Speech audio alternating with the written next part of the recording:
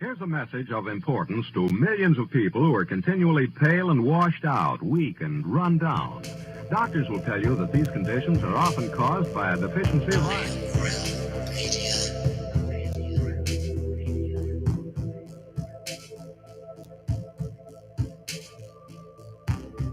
The iron you need to keep you physically fit and mentally alert.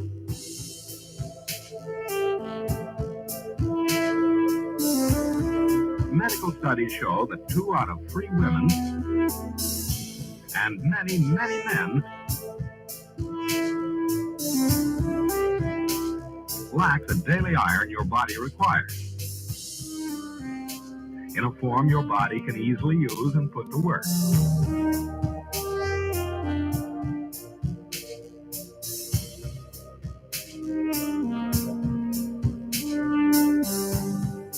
Every dose gives you more than your daily minimum iron requirement.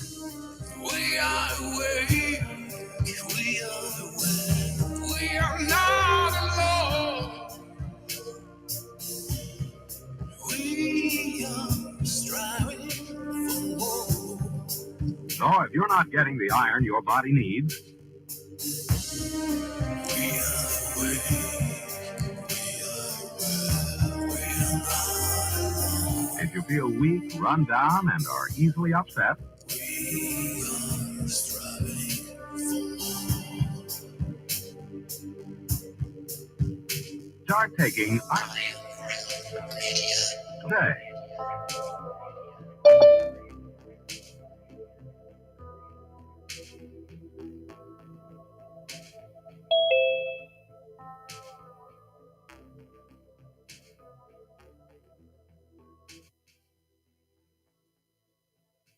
It's Friday, my dudes. Thank God it's Friday. And TGIF to you all. Happy Friday, everybody. Welcome to Iron Realm Media's Have No Fear. Ideally, this is our debut broadcast over on Rockfin, though I have yet to confirm that to be true.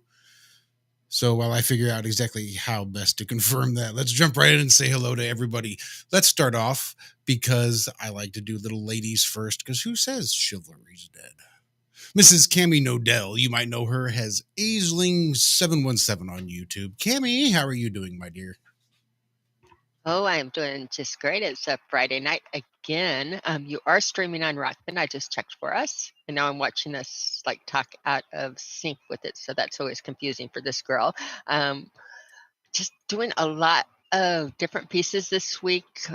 Again, they're coming in from all over the place. I'm getting excited because I'll be over at Miss Karen B's tomorrow, and she has the magic of being able to like circumpollate maps and do all kinds of geeky things that makes my heart go Twitter pitter patter. So I think we're gonna go into some productive times here. Well, that's what I like to hear. Always lots of fun stuff when you and Karen get together. Let's find out what else is going on. What other kind of weird science experiments are happening in that household? Because I know not too terribly far away from where you're sitting right now is one Mr. Zachary Zabala. He's got a little channel on YouTube, Good Times for All.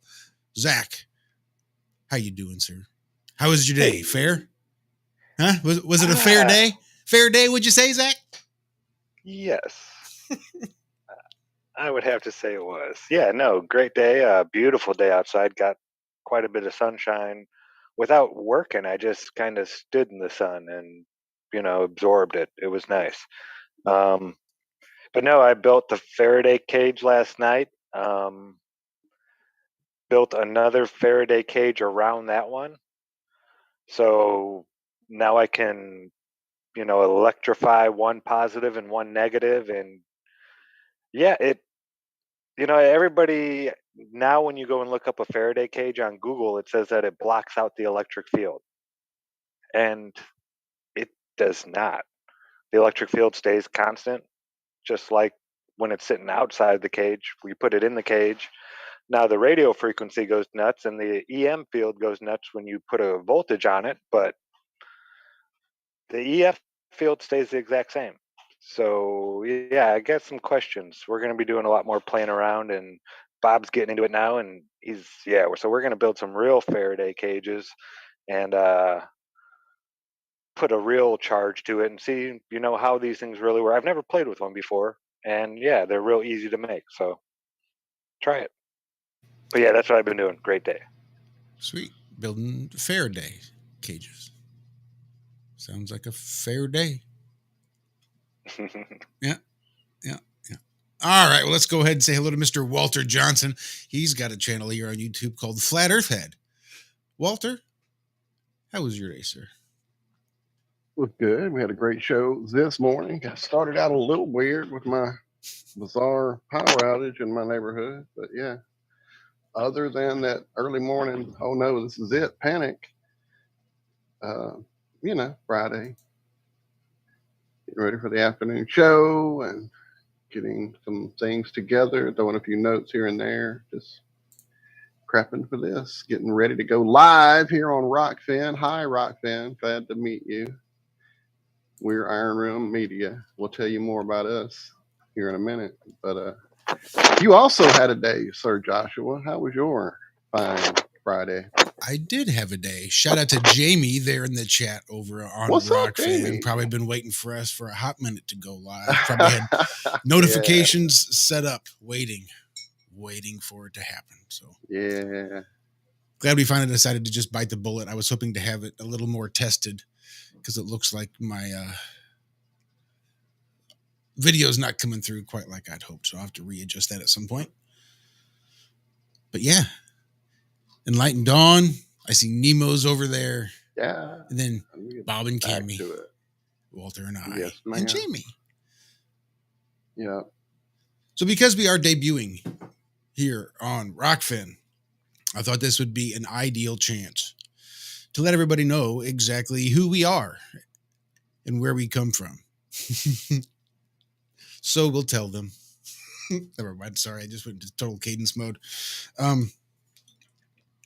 Yeah, it just seemed like a perfect opportunity. And we've actually not even done it in a hot minute over on our normal YouTube platforms, just because we've been streaming on YouTube with a weekly show for about 7 years now. Oh. Yeah. I'm old. Right? I have relationships with people in chat almost as long as I was with my ex-wife. Yep. I was thinking about that actually today, I guess, because we're doing this idea of getting, some new people in here possibly, and if nothing else, saying some stuff these people may not have heard in a minute, like you said there. But yeah, that reminiscing and how long we've known these amazing people in chat that have come and hung out with us on the show. Just, yeah, it's nuts. Longer than, as you say, some of my IRL relationships. Oh, no. Sorry. Rockfin's good. It's been readjusted, looks like. Actually. Yeah, we're still learning this new platform. I didn't do nothing. Shout out Doc Michael and I see Ian. Mike LeBrash got in there as well. Oh, awesome. Ian's there. What's up, Ian? Loving it. All right, I've got a cat issue as always. Seems like that's always my show issue. It has gotten colder here again, though, during the day. Like, literally, as the day progressed, it's dropped temperature here. So they've gotten very lappy. It's not extra love. They just want more warmth. Anyway, go ahead there. Back. Well, can we start off the first Rockfin show with a little bit of NASA tomfoolery? I mean, that's kind of our go-to when we don't have a whole lot to talk about anyway.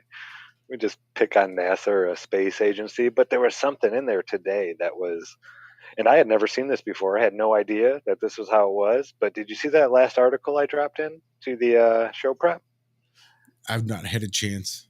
Sorry. It's NASA and Russia arguing, Roscosmos arguing about the space station and then the war that's going on over there right now. Yeah. They get Fedor involved. I hope Fedor turned on. Did you know that the ISS does not fly over Russia ever? No, Ever. I did didn't not know that. Nor I. That's what this guy from Roscosmos said, that the ISS Oh, does not fly over Russia. but wait, let me go look at something.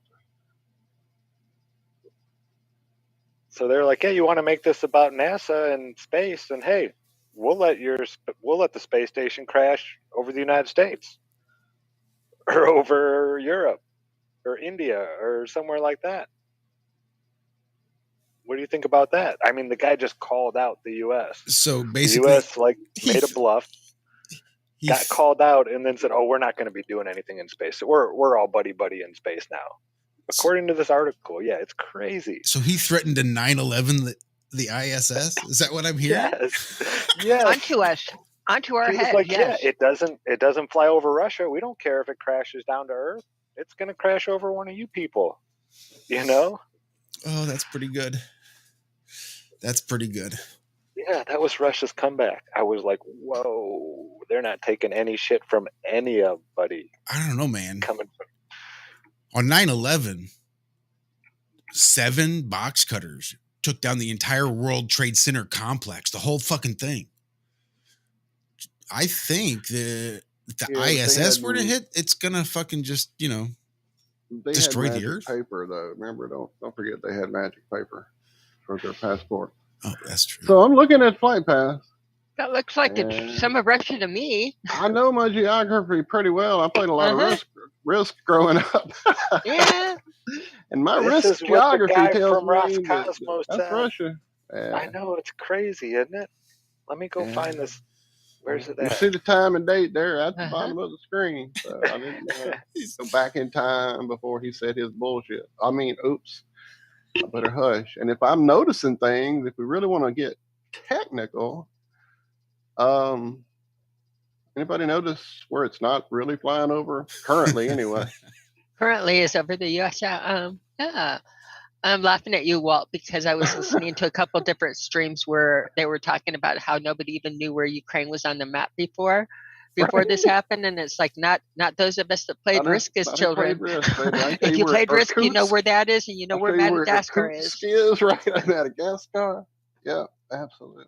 Yeah, so the sun is the sun like the Inquirer of today? Pretty much, pretty National close. Enquirer? Yeah. Okay, well, that's where this came from.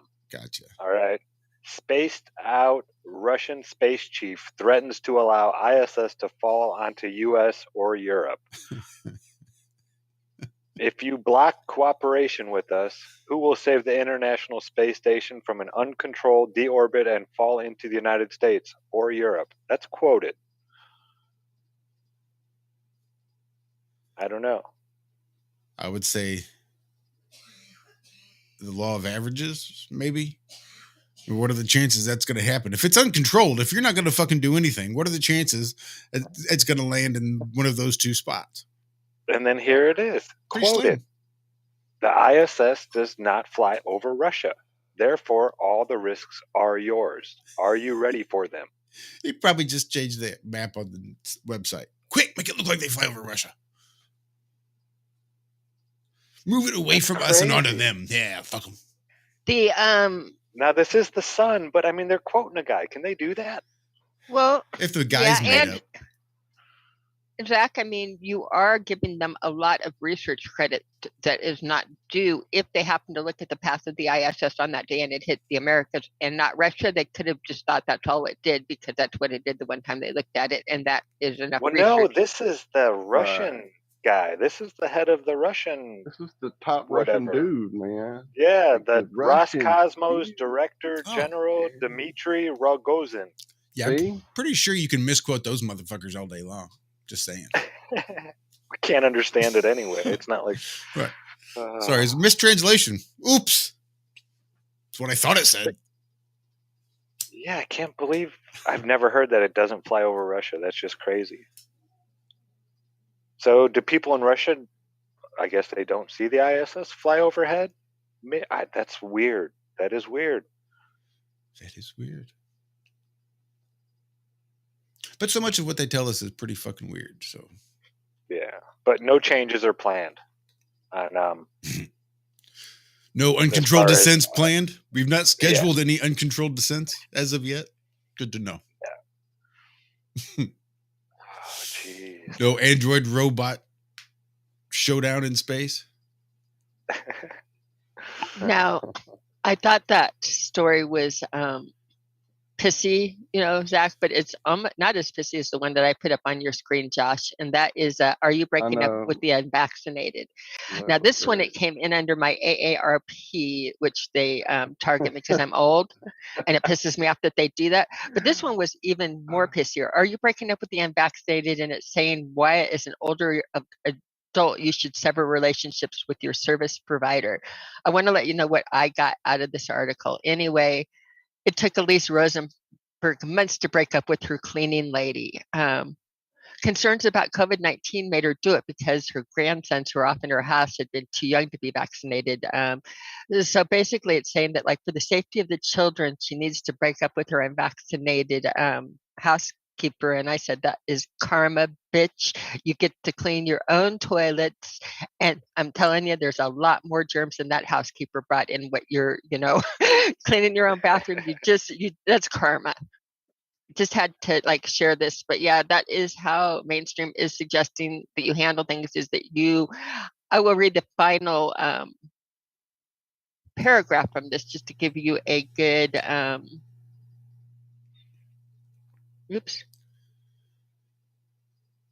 see if I can even find out here. It had a really good final recap on it. This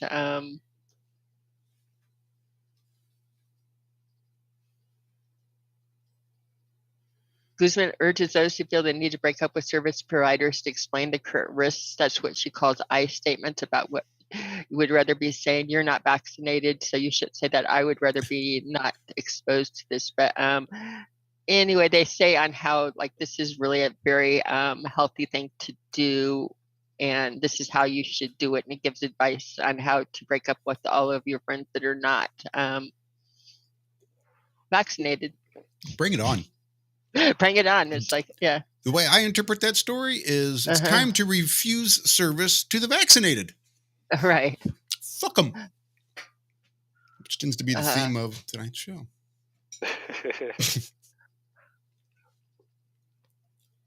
Just crazy how they spin this shit. Some live testing. I want to see if I can ghost you guys with the Faraday cage. What do you think? You want to go for a ride? Me? I don't know. Well, I was just all of you. I'm everybody, yeah. Turn the camera on and put it in the I think Faraday you should cage. in the Faraday. That'd be good. I'm ready. Yeah, let's see what happens. See what happens. Yeah, let's go play. I can't stop playing with this thing. Maybe we'll see faces. Maybe we'll hear voices. Are you the leader, Hank Pank? You leading the way? Okay. He's following the leader, the leader, the leader. He's following the leader wherever he may roam. Dee-dum, dee-dee. Sorry, a little too much Peter Pan. While he's pulling it up, I did find that paragraph that pissed me off. People who consider distancing themselves from those who are unvaccinated have to understand they have the right and even the obligation to protect themselves and their families. Being assertive and establishing boundaries with people is okay to do. This is how you do it. Even after 5 years, it's sad, but you really cannot be willing to put yourself in harm's way. I'm sorry, just pissy. I'm going to close that article while Zach takes us to a happier place. What a bunch of shitbags. Again, her karma is she had to fire her housekeeper and now gets to scrub toilets. I hope she has the exact kind of day that she deserves. I know, a shitty one. It's not for me to say, but whatever she deserves.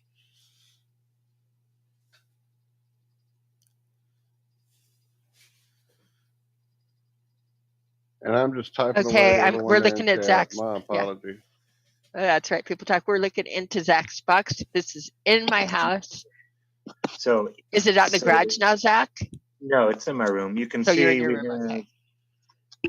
Cardboard box and then a layer of styrofoam. Styrofoam is a very good insulator. and then a layer of tinfoil on the inside. And I have the tops to where they overlap a little bit and touch, and it closes it off pretty good. So we're going to try it without any electricity or anything. I'll actually take the meter here. This thing is so cool.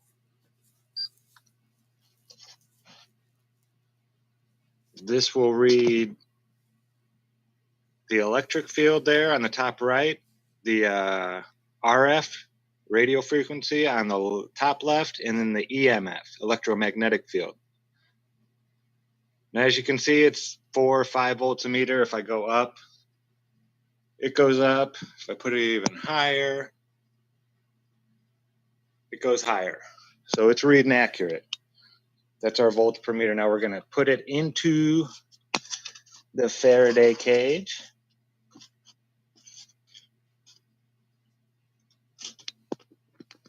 Which is sitting up off the ground. It's up on styrofoam as well.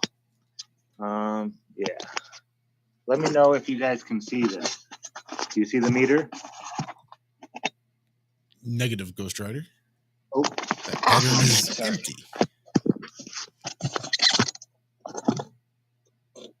How about now? Yes, that's ideal. Damn, like you framed the mother effer. Now I'm going to try to close it up, and we're going to see if we lose you without any electricity touching it. Connected. So the box is closed.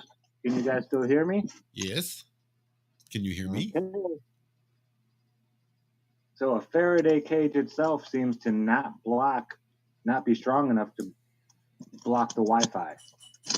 Now, Bob was telling me about this. It's all about, now a regular Faraday cage will block some stuff. Now, keep an eye on the RF. Did the RF go up when I closed the top?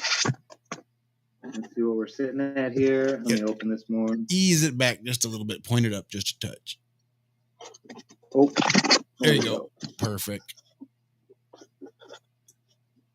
Wow, that RF is already going crazy.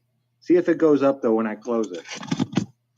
500, 600, 800. Oh, yeah. So back down to 7, 6, 7, 8. So what that's doing, it's trapping the RF inside. So we do have somewhat of a Faraday cage. It is blocking certain things. Now I'm going to put you back in there. I'm going to put this top on. So we have another layer of styrofoam here going all the way around, and then another Faraday cage around it. I have a wire here connected to the inside cage, and then a wire connected to the outside cage here.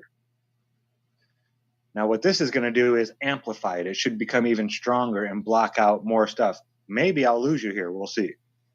But this is like how it works. But as you can see, a regular Faraday cage, just, an aluminum foil box around you isn't enough to block the Wi-Fi signal here. I'm still picking you guys up. You're still picking me up. Yep. So, yeah, you need more than just, you'll see a lot of... You need more than just a tinfoil hat. Yeah. What kind of garbage is that? Online, Right. Well, 100... protect you from an EMF. And it's like, right. I don't know if that's true. I don't know. 100 years ago, I read an article in either probably Nexus magazine, an old magazine called Magical Blend. If anybody remembers that, that's what's up. Anyway, one of those magazines talked about, how, the worst thing you could do is put on a tinfoil hat if you're trying to block anything. It'll actually increase waves and increase range and all this kind of stuff, that you definitely wanted to create a Faraday-like device. But the way they went about, and this has been, again, 100 years ago that I read this, it was about layering and grounding. You had different lead wires with alligator clips, and you did different layers, and this one grounded here and that one grounded there, and it was the whole thing. If you didn't have the ability that you knew a lot about electricity like you do, and are, a little more advanced. But yeah, that's the first thing that the article said was the last thing you want is a tinfoil hat. So you guys all it seems to be. Go ahead. Sorry. I was just making sure because you stopped talking. I wanted to make sure I didn't. Yeah, I am. I'm done. Yeah. Okay. To So actually you're see this in action is crazy all these years later. now you're enclosed in 2 Faraday cages. Now we are going to add some voltage to you. This only goes up to 20 volts. This DC. But what I want you now, I just plugged it in. Did anything at all happen? Keep an eye on the EMF. You got really clear. Your audio really cleared out. Really? Okay, now I unplugged it. Any difference? Your audio's not as good. Plug it back in. Maybe your audio gets better. Okay, I'm gonna Hang on. I'm going to put you on screen as a pinned video. Go ahead and do it again. Like plug it in. Plugged in. The RF jumps around a lot, but it does that already. But it seems like it's jumping from higher numbers to lower numbers now. Okay, now I'm The gonna EF itself didn't seem to change that I noticed. Hey, Josh, is there any way you can lock Zach on the screen, his screen up, because it gets too tiny for me to look? Yeah, I know. When anybody talks, he goes back to small. That's He goes why I back put to him small, right? pinned him to my screen so I can see it. I can't and then change never how thinking you about see him unless you want to watch him on YouTube. You'll have pin him to there your should screen. be Oh, so I'm pin him- not seeing what YouTube is. Okay, Yeah, I thought go I was to getting there. Zoom and there's a pin each. Like go to each little call screen, and if you go to the 3 dots, Never mind. there's I really, pin. okay. I closed. I thought that they were all seeing the same view that I was, and it was changing. But I see that you've got that beautiful. Okay, guys, you ready? I'm gonna flip it on. Keep an eye on that EMF, and keep an eye on all 3. We'll see what happens. Here's with 0 volts added. I'm just gonna flip the power on. Okay, it's on. Anything different? EMF jumped. That makes sense. Did it go back down to 0? No, it's hovering around 2. Okay, here we go. Staying around 2.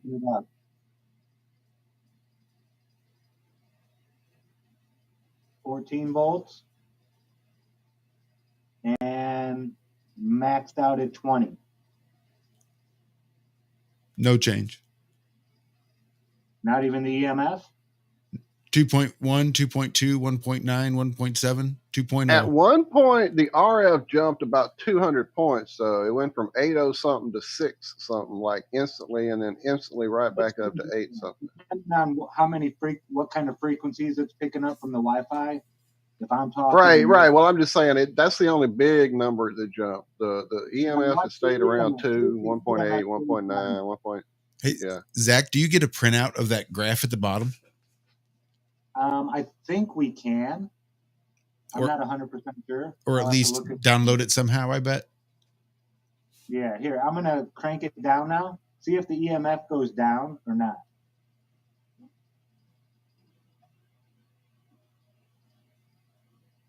Yeah. Oh, yeah, it jumped way down to 0.1. Then it's going back up slowly to 0.8. Now it's going back down to 0.1. Yeah, watch. You can see it in that graph at the bottom. Oh, yeah. I see. I was just watching the number. The graph is telling the story, too. Yep. Okay, now, so it was making an electromagnetic field, which means the Faraday cage was working. There was a EM field created between the 2 Gaussian filters. So, and I was still picking you guys up perfectly, and you guys were picking me up.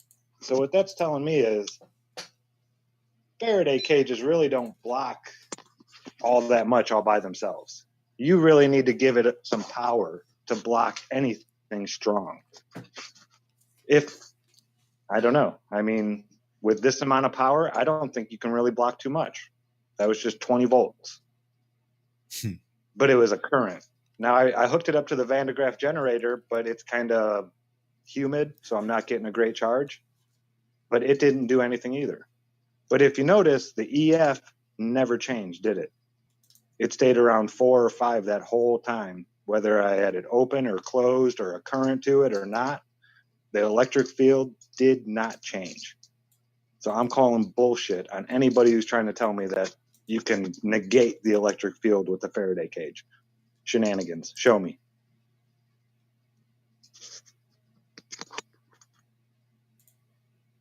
I agree with Zach on this. He is spot on. Again, you can't take yourself out of the field because you can't take everything out of everything. It just does not work that way. That's not how anything works. And even imagining it like that is not paying attention. Zach is paying attention, and he'll be getting measurements on there. And I think we should have them force them to rewrite at least Wikipedia, if not a few other papers. But what he's doing and what he's showing, I think people need to pay attention to. It's very important in the play of how things work and not working the way that they say they do. This is a big one. He'll be doing a lot more experiments on it coming up. It's a big one. Just my opinion on it. Yeah, I mean,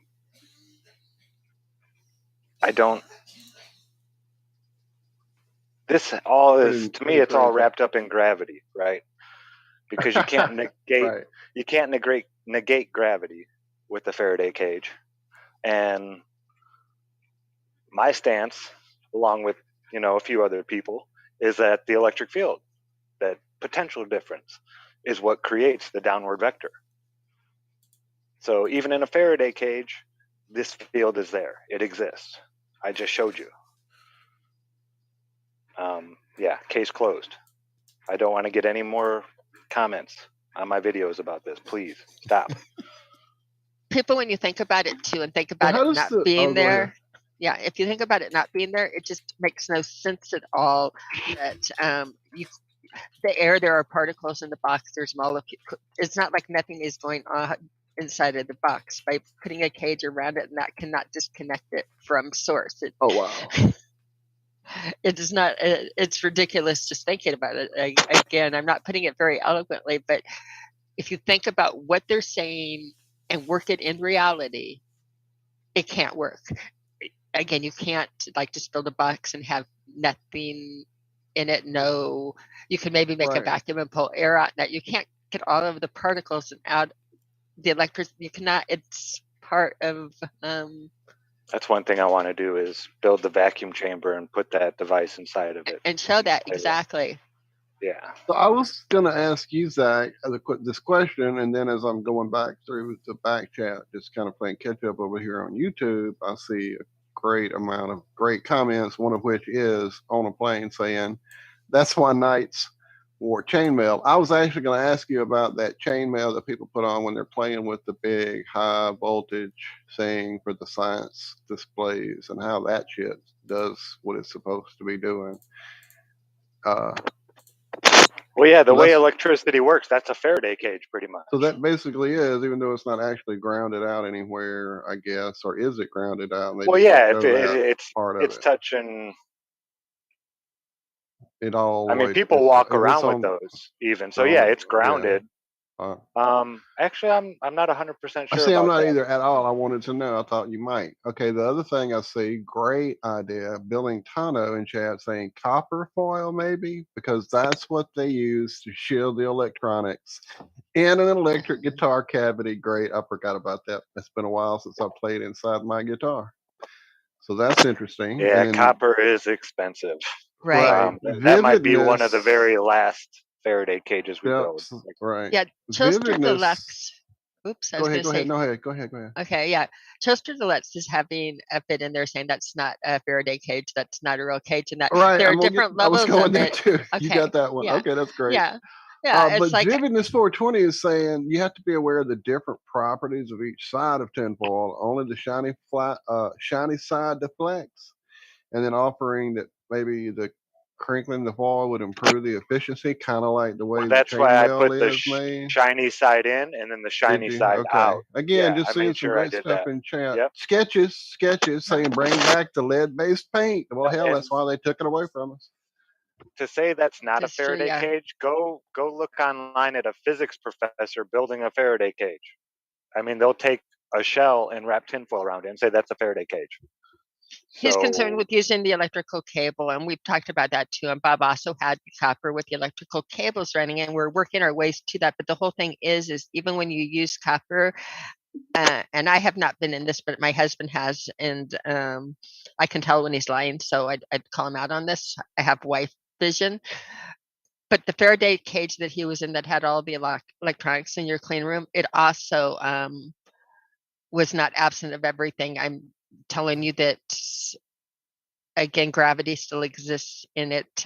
Fields are still running within that, is blocking some of the things, but it's not blocking everything. And to say that it is would mean that, again, if you put anything in it, it would float, or it would. Think about what you're saying when you say that. I mean, think about when you're saying that, you can create and block everything out. You can't.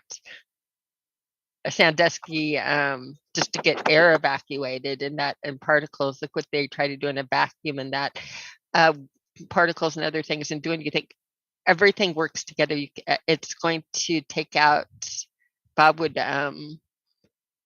be the one to say exactly what it takes out, but it's certainly not taking out source.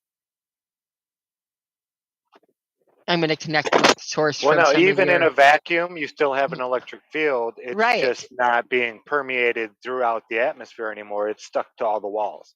Right. You can't get rid of an Right. electric. It's like saying you can destroy electricity. You Right. can't. It's everywhere. It's in everything. It's on everything. It's Right. the fabric that holds everything together. It's the concept, again, of pulling apart the magnet that you can't, and taking, saying that you want like the North Pole and the South Pole and separating them. You can't, because it's a recursive system, and none of the system works. As soon as you pull out a piece of the system and look at it by itself, the whole system doesn't work anymore. The system is kaput. That's go ahead and try to have the inlet of the river without the river itself, and you've got a bay. It's no longer the inlet. I got to give a shout out to Amos. I don't think I've ever seen Amos in chat before. Thank you so much for the tip, man. Much appreciated. And I'm God, sorry. I gotta get back I wish over I to had my the- husband's technical words for this. I just see it in pictures, and the pictures do not connect. It's like, that's not how it works. So, Oh yeah, but great. I Zach just has saw proven that it. too. Thank you so much, Amos. That's great. Yeah, I'm going to work on putting a video together with it, just playing around, It'll be a little bit more professional than my last couple of videos of me just sitting around with the, I'll take some real camera footage and all that kind of good stuff and throw stuff in there. And yeah, Faraday cages. First time I've played with one, and yeah, they're interesting. But like Bob was telling me earlier today, a Faraday cage doesn't block everything. If you were trying to block out all the RF signal and you were right next to a big radio tower, you wouldn't be able to do it. You might be able to do it. It would take a lot of power to block all that out. But it has to do with, there's different levels of Faraday cages. And even the best cages, aren't unstoppable, impermeable to this stuff. That is the right word. That is the technical. So The technical word you're looking sorry. for is nothing is impermeable. That's what we're lacking in nature, is that word, Zach. So go ahead, Walt. I'm sorry. We're talking over each other. No, it's fine. I see another thing from Billy Tano talking about the foil needing to have total continuity to completely shield any breaks will allow signal through, and that made me think about, okay, I know this is getting your science from a television show. I get that. However, it was really well written and really got through the point. This guy on a show I watched, you guys probably may have seen it. It was Better Call Saul.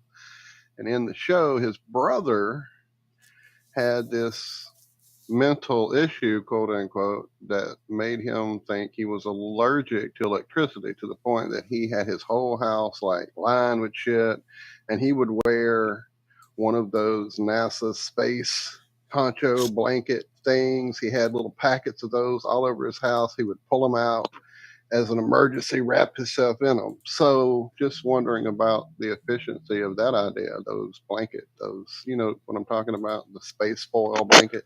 I've got a little actually bedroom. I've got a little room I built downstairs that's lined completely in plastic, in that Mylar emergency blankets. I surely do. Yeah, they actually say those can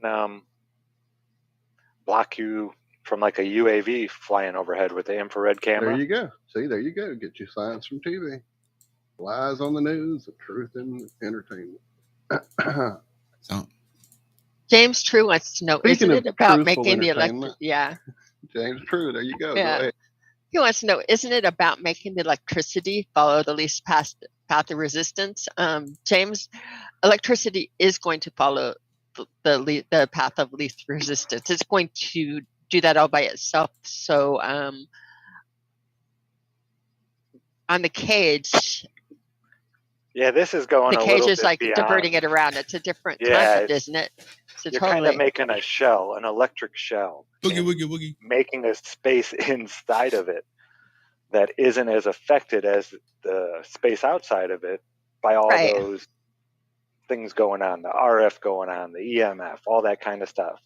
It's very akin in my mind to going into like a sound studio to record or whatever. But if you have something too loud or something too big go through,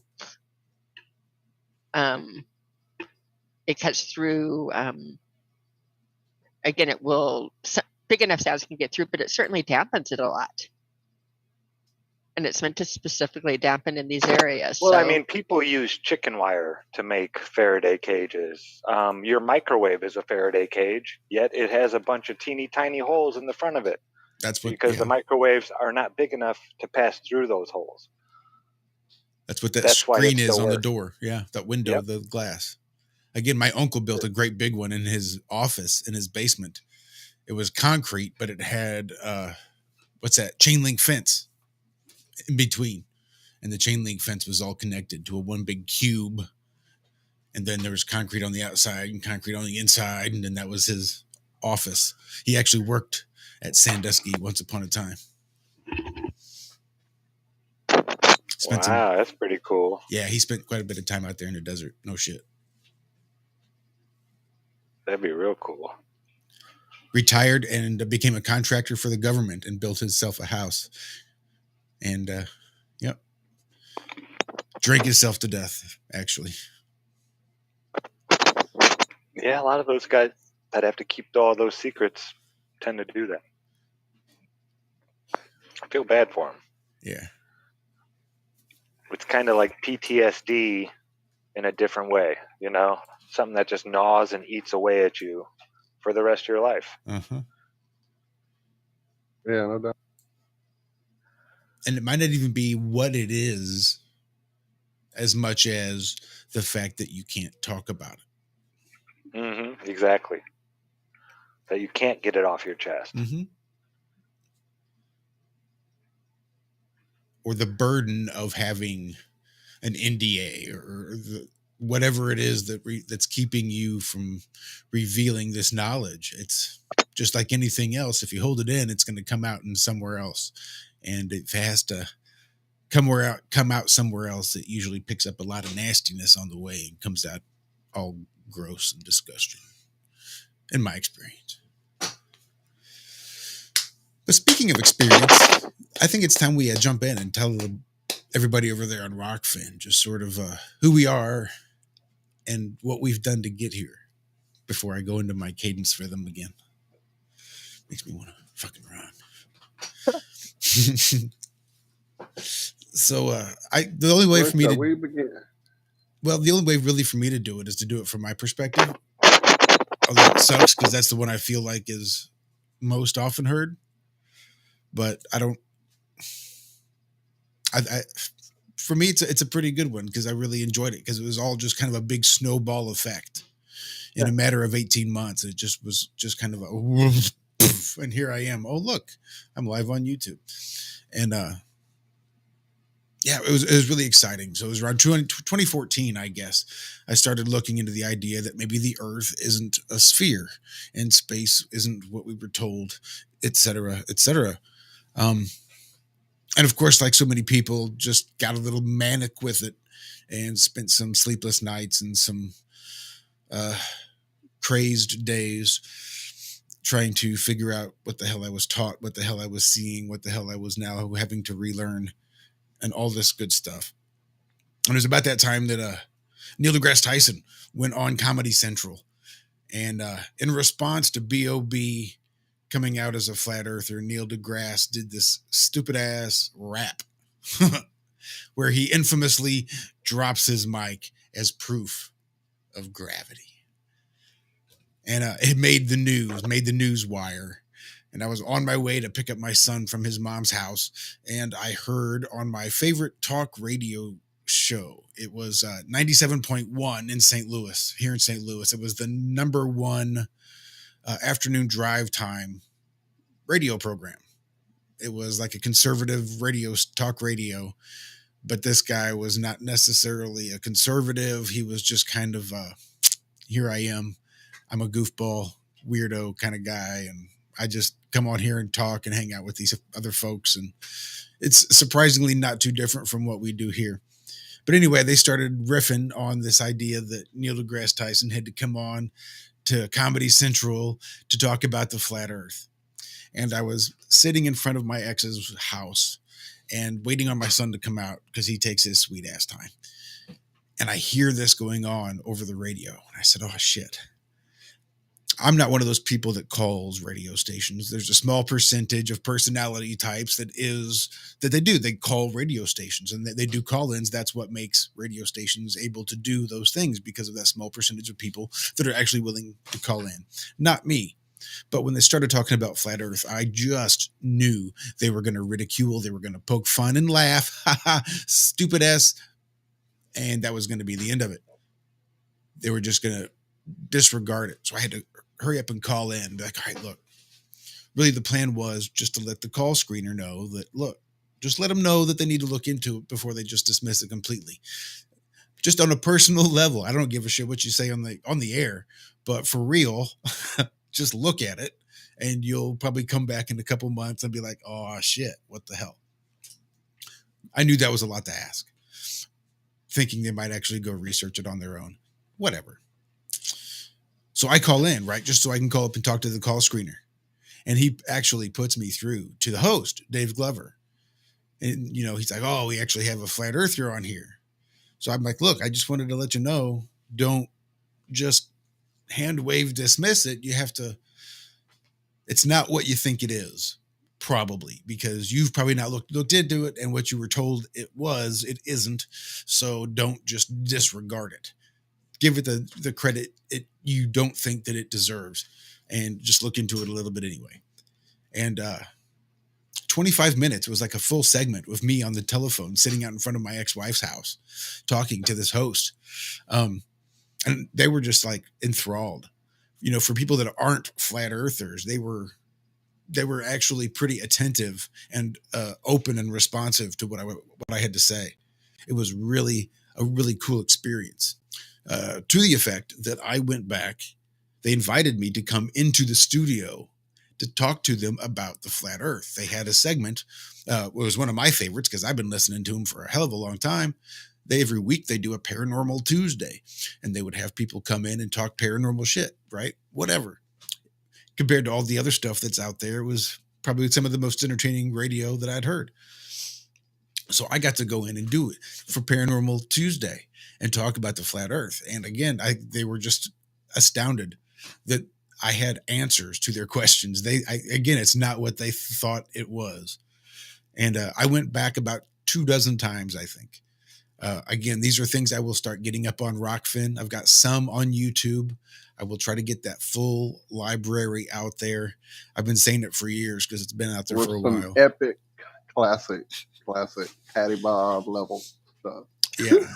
And let's just say that my final appearance on the Dave Glover show is one that I cannot put on YouTube. We're new on Rockfin. Easy. I'm just being silly. I'll shut up. Yeah, it's probably not one I can put on YouTube or Rockfin or too many other places. So I might have to edit that one with a heavy hand.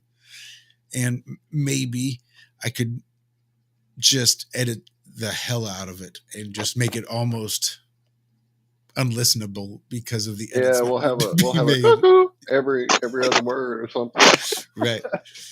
Even Whoopi can't get around this one, folks. Ain't nobody getting around this one. Right, if Whoopi can't do it, I doubt we can. Yeah. Yeah, Whoopi can't do it, then I don't know what the hell I was thinking.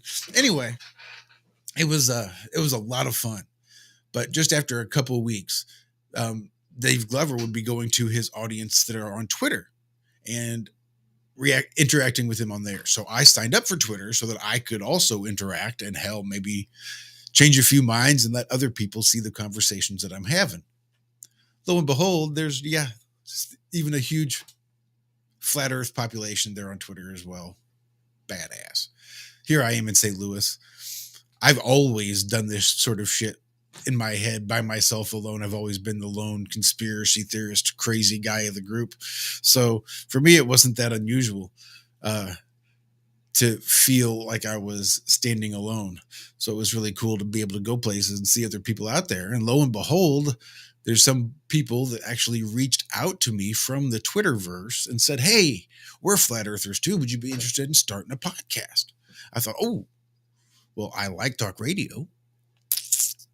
I like flat earth. I listen to podcasts. I could probably do that. I could probably contribute something to that. I don't know what, maybe something. Sure, let's do that. And I think at that point, I want to pass it off to Mr. Walter Johnson and let him pick it up, because I'm real interested to see sort of hear his journey up to that point. It was very, very similar in ways, always looking at literally grew up in a family with a considerable number of clairvoyant people. I've told you guys before, my grandmother would always get the visit the night before, and then we'd get a phone call the next day letting us know about whoever had passed away that she got the visit from the night before, that kind of thing. Lots of weird otherworldly experiences in my life growing up, which led me to heavily investigate these things. I mentioned magazines earlier that I had read over the years, lots of hours and years of time in libraries. Always was a huge fan of maps. I've got about 10 maps on the walls around me that I've had since I was literally a teenager. So I've always been into maps, even before I knew they were the key to this place. So as I had kind of gotten burnt on the whole UFO convention thing, which I had done a whole lot of, I had really stepped away from a lot of deep investigation. I had really started living a path of more kind of inspired by the Castaneda books. It's a path of intent, really working on my inner self, working on being a dad, because my son was living with me since he was like a year old. Just those kind of things. So my path of deep dive into like paranormal or otherworldly things, definitely not looking at UFO stuff anymore. And that's a whole long story. We'll get into that on another show. But suddenly, and I've always been a sky watcher. I always had telescopes. In fact, I think that was the Christmas year, I got my son a pair of astro binoculars for him to kind of start being able to get into it, because he was starting to ask me questions about stuff and on the sky and in the sky. And so looking at the sky all the time, always trying to see more interesting things flying around, because even though I don't know where they were from, and I knew they weren't from distant stars, even before flat Earth, always looking at the sky, I saw weird things happen with the moon one night, which led me to go looking around, doing research, trying to figure out what this wavy effect I saw happen with the moon, looking through binoculars, looking through a telescope, playing around with a phone device, probably trying to get some good pictures. And so that led me to a guy we all know and love, friend of the show, friend of the Flat Earth community, Crow 777's early lunar wave videos, which broke my brain, as they did everyone else. And we're all trying to figure it out, and he's trying to figure it out. We don't know what this is. And so watched that, started watching his broadcasts when he would have them, which wasn't yet a weekly thing. And before that, YouTube was strictly a place for me to go watch old videos. I remember, I would go watch old music videos because I play guitar, I love music. Starting to figure out I could learn songs, watching guys teach me on YouTube, that kind of thing. That's what YouTube was, a learning tool for me. And every now and again, a crazy UFO video would come by, and I would watch it from that old, okay, what's this standpoint?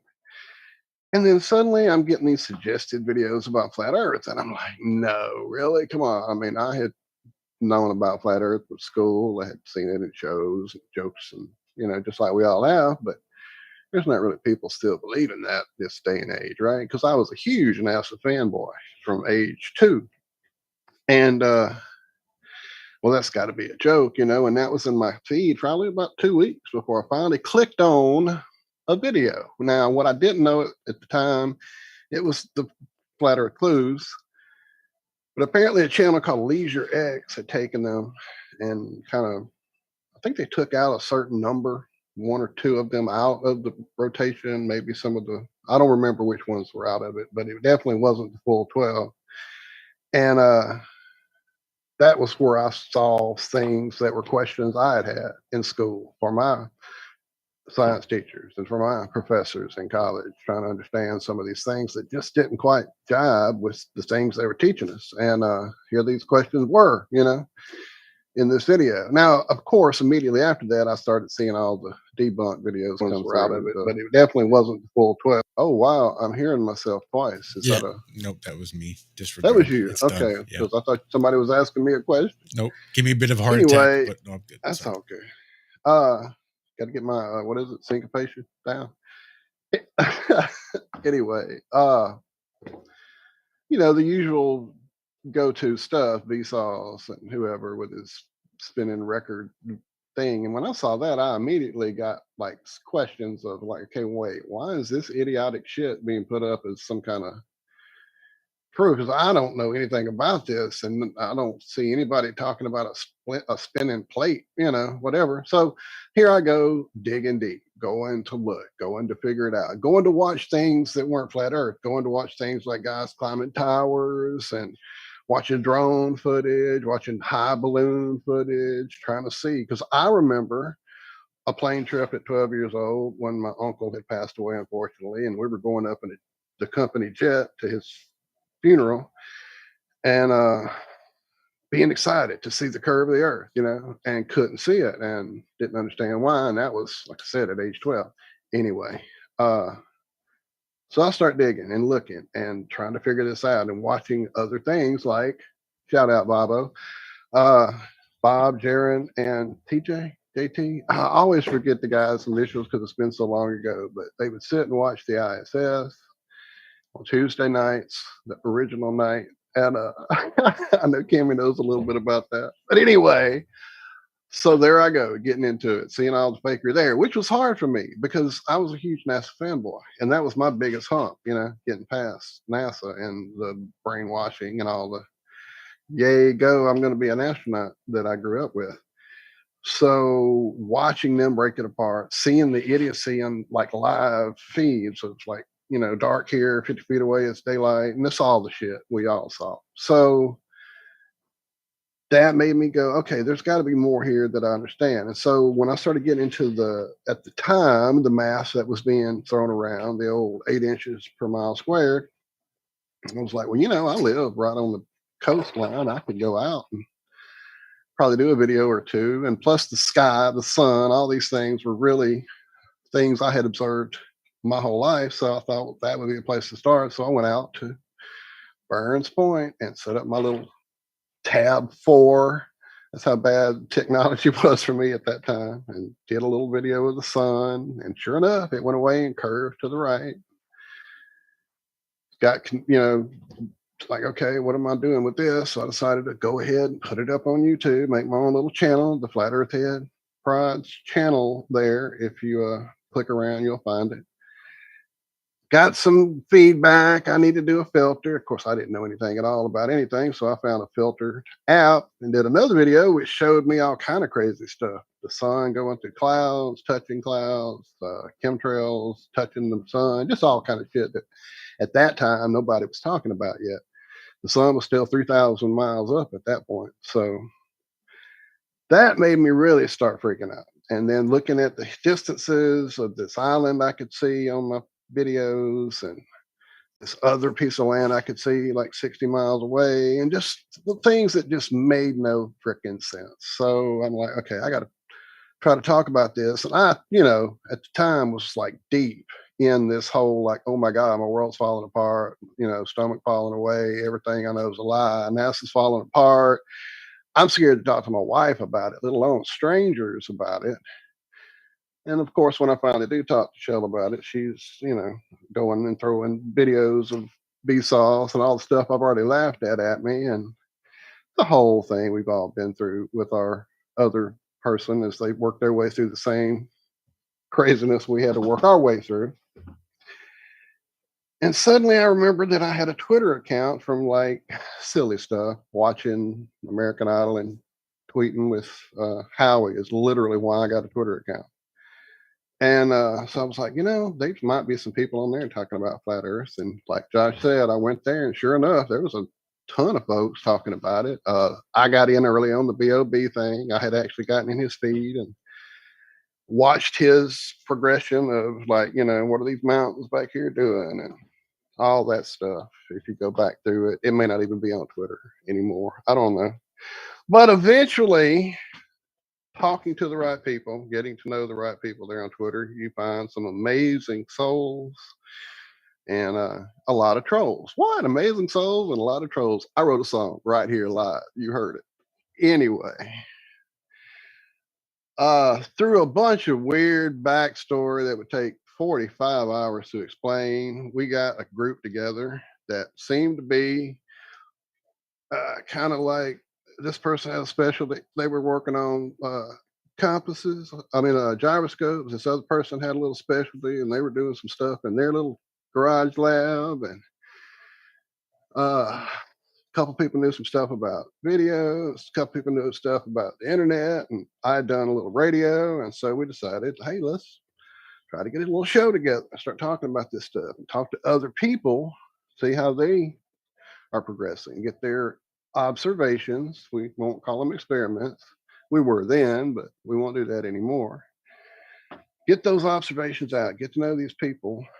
And as we got to know these people on Twitter still, we met Josh. We saw Josh's, I think it was, like you said, going through the Dave crew and what they had done. And you were there and you were asking questions. And so there's Josh. And we see, hear his stuff he's doing on this Dave Glover thing, and it's blowing us away. And it's like, well, this guy's got to be involved in this. And so we invite him to be part of our crew, and he has been here since that 7 years. Man, that's insane. Isn't that we've insane? Been at this.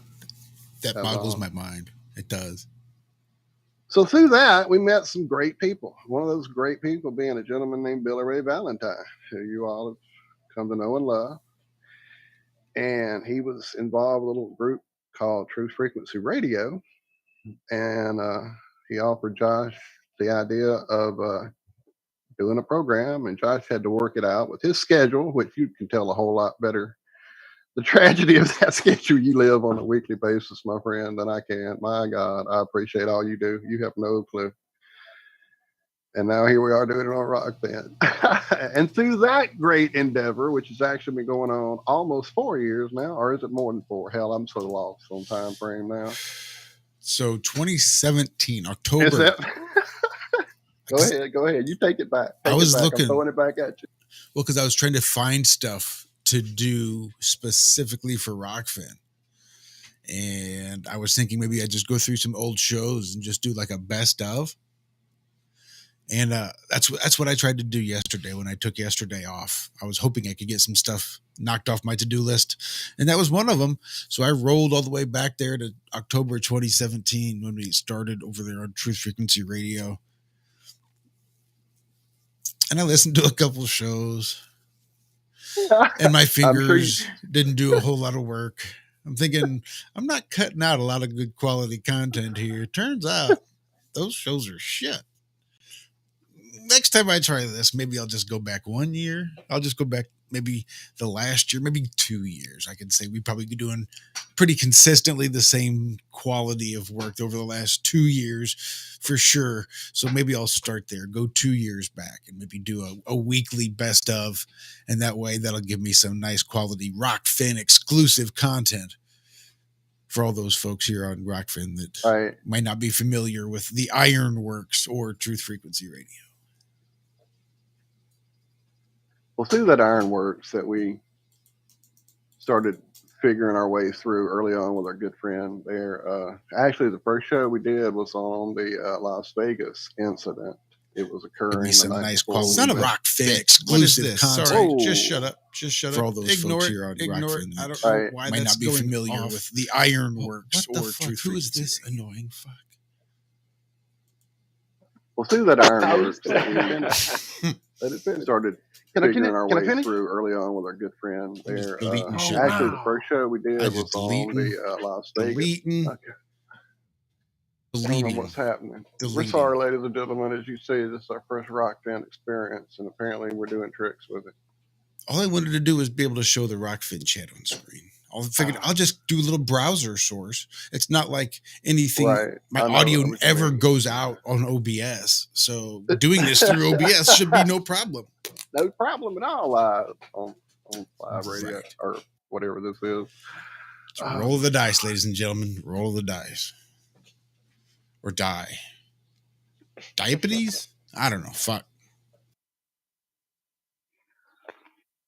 But early on, quickly, we realized that, the general news was quite bullshittic and just sickening. And then we really realized that Josh coined the old space lettuce and realized how many times we had heard about it growing up for the first time ever. And it became kind of our go-to, our modus operandi. And then this one little gentleman called in a timer 6 or 100, and he was making those donuts on a regular basis. And he was doing some great stuff on his channel with his access to a long flat floor there where he was working. Well, let's not sell this intro short. Oh, because wait. Zach rants. No, I'm sorry. You go ahead. Classic. I'm probably dropping the ball. I'm gonna shut. Zach rants are classic. If you're not familiar with the Ironworks or Zachary Zabala, we know Zach as too nice for rice because his rice experiment couldn't grow mold on either one. This motherfucker has so nice. When he got up and left his job and left his house and hit the road to travel the country, we called him the nomad. That's how nice this motherfucker is. So when you have a Zach rant, you know you got something good. Oh, you got something rare. So without a doubt. Mind you, our shows are from 4 a.m. to 6 a.m. Central Time, right? So Walt and I are both in the Central Time. I'm up at 3 a.m. on Tuesdays and Fridays so that I can do the Ironworks. It's right. 3:30 this morning, but 3 a.m. I'm up on a Friday. I don't go back to bed till 9 or 10 o'clock that Friday night. Usually wipes. So you can imagine at 3 a.m., 3:30, we get a call on the call line. Now this is relatively early on our TFR experience. Indeed, early. And Zach, you remember this caller so much better than I do. That's one of the things I'm definitely looking for while digging through these old shows is this particular show where we had a caller that called in that got Zach so fucking mad, made it a little later, like 5 a.m. while he was waiting to go into work that he just had to fucking call and let it out. Zach, would you mind stepping in here and letting everybody remind us about that caller? Because that was a pretty good one. Oh, yeah, I remember it very well. I was on my way into work, and this lady called in saying she was from NASA. And how dare Josh and Walt make fun of NASA for, all the stuff that they have to do and go through and she's one of the chosen people, she said. And I was just flabbergasted. And I could tell the guys were like taken aback by it. The show changed dramatically all of a sudden. They were just like, well, that was crazy. Well, we just got called out for making fun of NASA by a NASA employee, supposedly. Right. And yeah, so I called in and I was just, I was mad. I was. Because, when you listen, when Josh and Walt talk, they're good people. They're good guys. I was listening to them maybe, 3 months maybe at that time? It was early on in your guys' Something like show that. when Yeah, I it wasn't. started Yeah, watching. it was. You were there since early on. I know. I'm like Josh. I And need to go back and find it too. man, I just got mad. But I was on my way into work, so I called in and I just laid into this lady about how much they're lying and this and that. I forget exactly what I said, but it wasn't very nice. I know that. But I went to work and I felt a lot better after getting that off my chest. And really, it wasn't for me, it was for you guys. Just telling you, keep doing what you're doing, calling out the liars is what, why I listen to you guys. And don't let that nonsense right there mess with you at all. It was pretty much the message. Yeah, I'd like to hear it again. I forget what I actually said. No, I'm gonna dig it up. We'll dig it up. But I will never forget her saying she was one of the chosen people, one of the chosen ones. And that triggered me hard right there.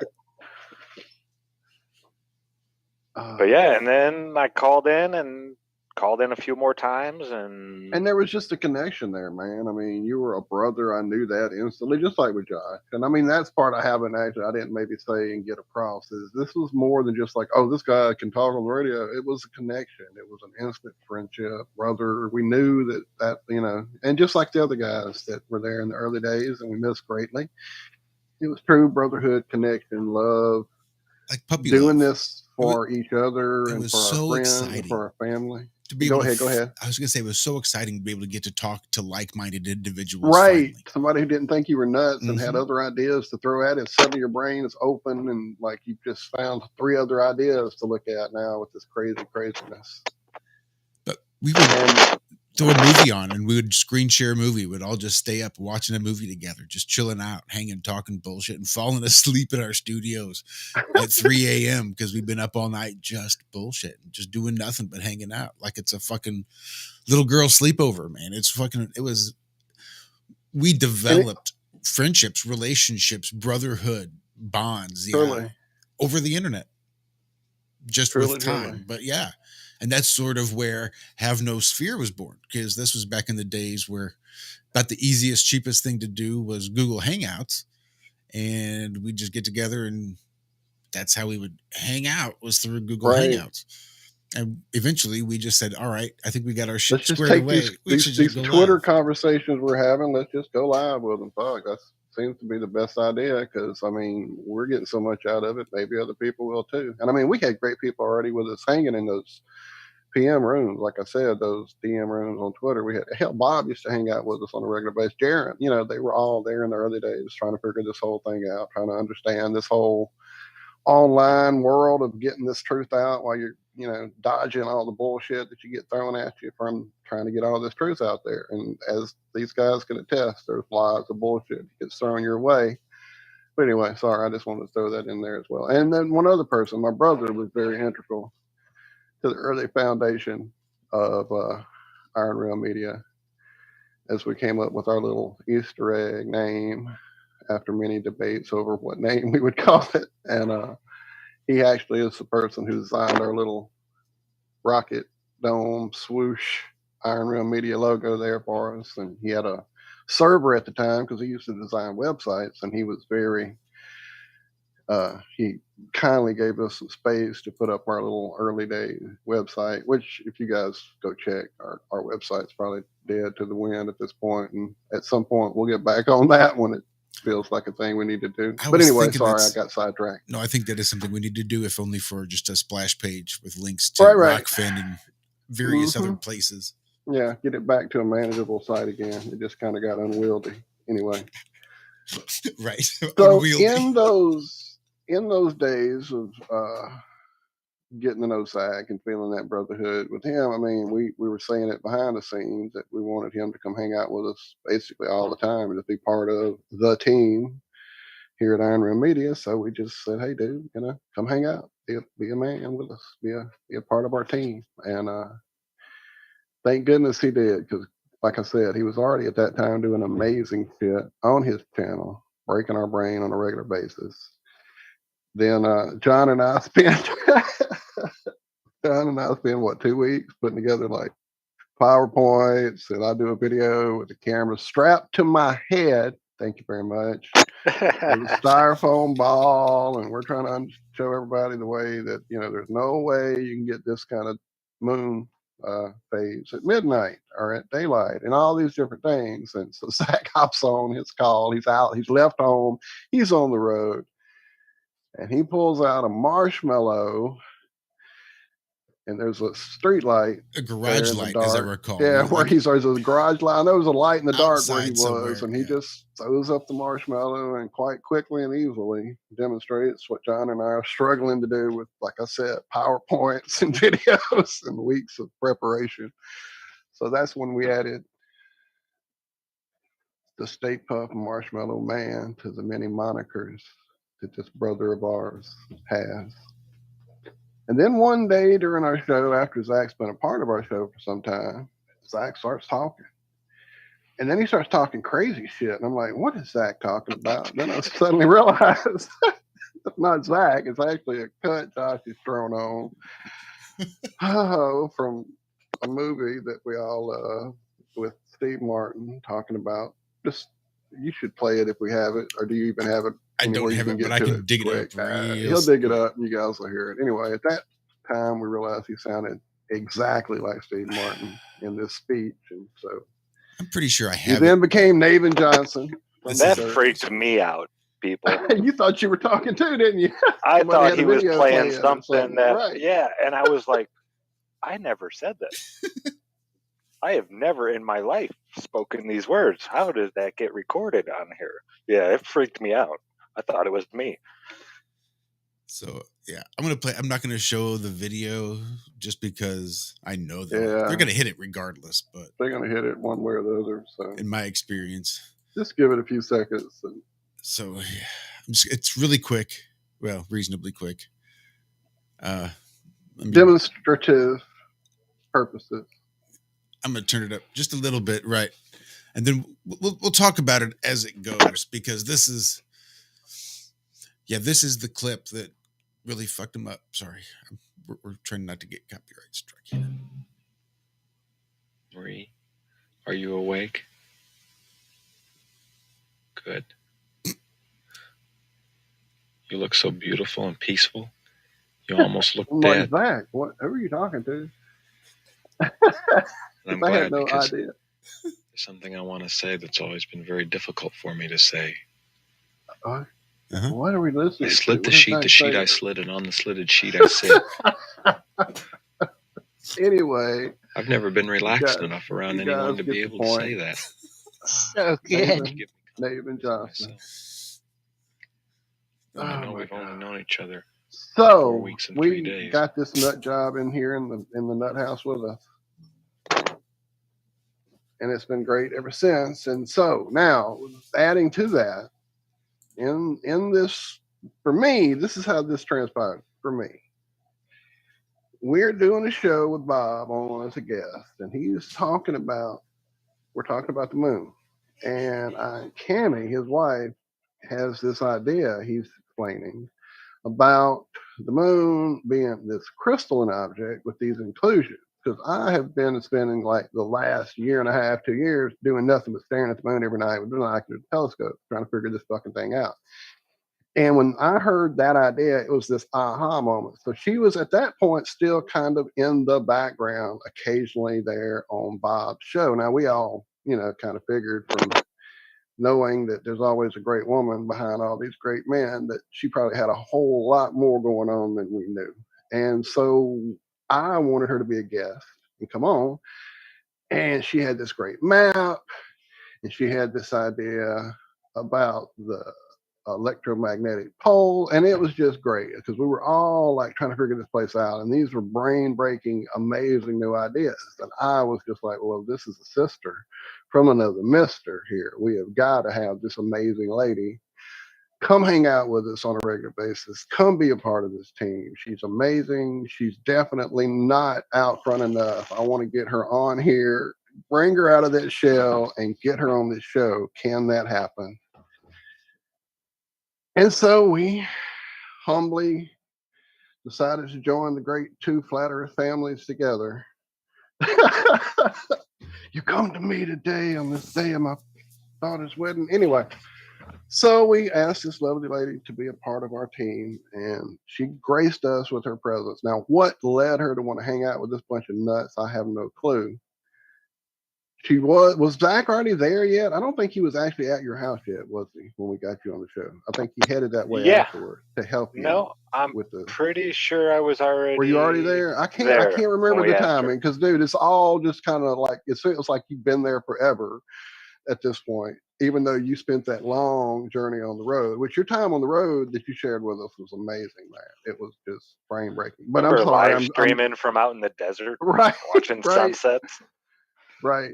Well, so you got to Cammy's then, and we actually got a more closer time to get to know her, I guess, maybe. And that's when we finally invited her. See, it's all been so long, 7 freaking years. Good Lord. It's like a lifetime ago when you try to think before. Well, tell us your side of this thing, lady. My side of the thing. Do you remember the first time you invited me on the show? I think a week before the show, I started sending pictures and things. All kind of amazing stuff. That's what I'm saying. You had maps, you had polls, we had everything. Turtles. It's like, oh my gosh. Like I said, oh my God, this is amazing. That's why I said it was an instant, like, oh Lord, yeah, this all needs to be out there. We need to get this lady on the show. Okay, so yeah, I remember well. You were right. I was in the background. Bob would try to pull me onto Globebusters some, and the thing about it is, I'm not ready for prime time. Bob, excellent. Look, you're among guys who or at least I have a face designed for radio, lady. So don't worry. Well, no, I mean on Globebusters, the men are also articulate and they don't step on each other, and they, do you know what I mean? They have it all put together well. And I have all of these ideas flying through my head. And my husband, when he wants a presentation, he wants a presentation that's a basically documentary style video. I'm an analog person. We would all achieve if we could. If we could, and it's like I would love to. So you guys gave me an opportunity to like share my nerdy, crazy designs and different ideas. Look, when you and I connected over the science store at the mall, baby, it was this. That was it. It was like, this is my sister for sure, without a doubt. And that was the first place I went. Before I went to the record store, I went to the science store, man. That was like, yeah.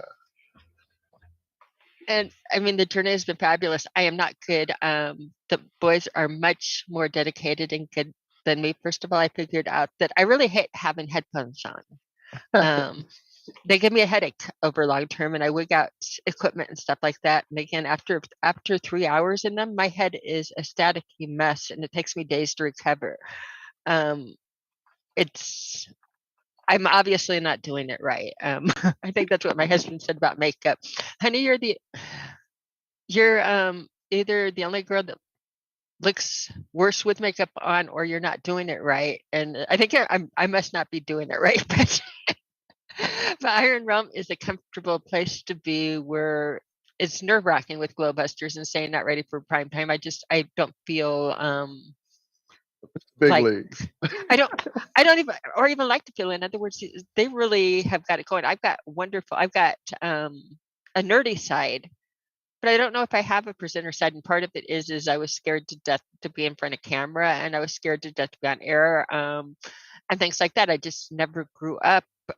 Selfies didn't exist when I was growing up, Walt. You know this. Right, I know this. We no duck lips for you, right? Yeah.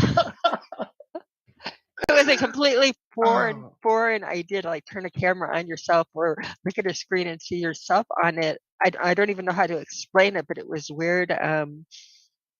it didn't feel natural to me. So a lot of it was just getting over looking at a screen, freaking out that all the different things going on all the different screens, and being an analog person in a digital world, and yet having good ideas and having fun nerd people to play with. And what you guys let me do is, and that's what I would want to do to you now instead of talk about me, is like, have you ever heard of the geomagnetic equator? Have you? I mean, you've heard about the magnetic pole versus the geographic pole, right? Right. No, you started talking about this the other day and broke my Uh-huh. brain, man. Uh-huh. Yeah. Can you show? Oh, you're doing it. Good, good, good. I'm Go going to ahead. do Go it ahead. right now. Yeah, this is much more fun than this, but like this is why I like talking to the guys. The geomagnetic equator. I'm working with Karen, and so if you guys want to, I think we're going to go further on this. We're having a blast together. I no, again, picking two, and you guys do it too. But I think some of this going to go over more on her channel because we're getting some fun things.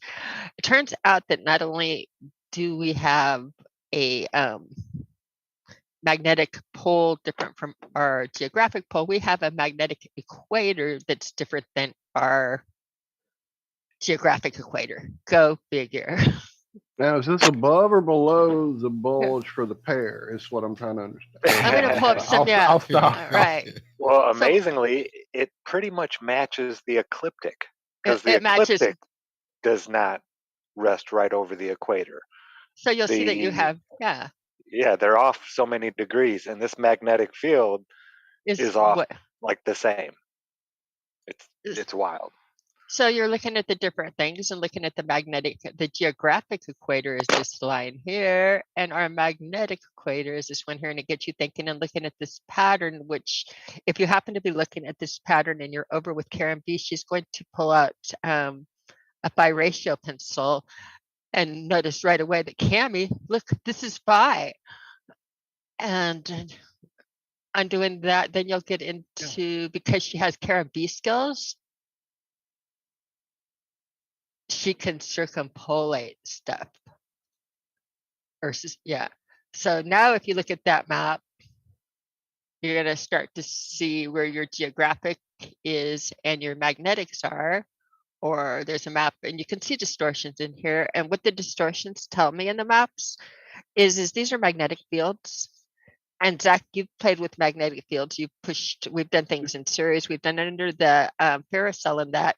You're going to get an egg shape. You're going to get an oval. You're going to get a circle, but you're not going to get, like, see the distortion? It doesn't know how to distort like that. It only distorts in pattern. Zach, do you have better words for that? Why? Can you think of a better word for that? I'm going to... What I mean about flunking, see all photos. No, that's the wrong tab. I think it's this one. But let's see. This is a vintage map that she found. And on this vintage map, you'll see that if you pull it across the map, and it's on all the old maps too, not only the new ones, it's all over the place in history. They just don't teach it to us in school. Of course they wouldn't show us that. But you'll see that this makes... go to the North Pole. That this makes like this lovely, lovely egg. Like an ostrich egg almost is what you almost think about. That's getting a little bit... Before you get Zach too far deep on it, I have to ask, have you guys looked at the path of the sun and our moon in relation to how those variations... I believe it's going to there. We've been going off in a lot of this directions. Is the ecliptic. This is the ecliptic. So this is the line that the sun and moon will move north and south of. Right. It actually is the no point on it. This would be your true... the Capricorn and the... Yeah. This is why you get that analemma. Yeah. Because the ecliptic That's my next question. I'm saying, what about the analemma? Oh, wow. We're trying to make a circle or an oval, but what we forget is all of the shapes exist, and they all exist together. Here's your quadrupole, and you can still see some distortion in this map. I also 1, wonder 2, what's 3, on 4 the Earth under those places. Like, is there a monument? Is there a temple? You want to see something really cool? Aquatech, Antiquitech, or Aquatech, whichever. And when I said that about the analemma, if you want to understand how that works with the ecliptic being off of the equator, AJC 1844 is the channel. Yes.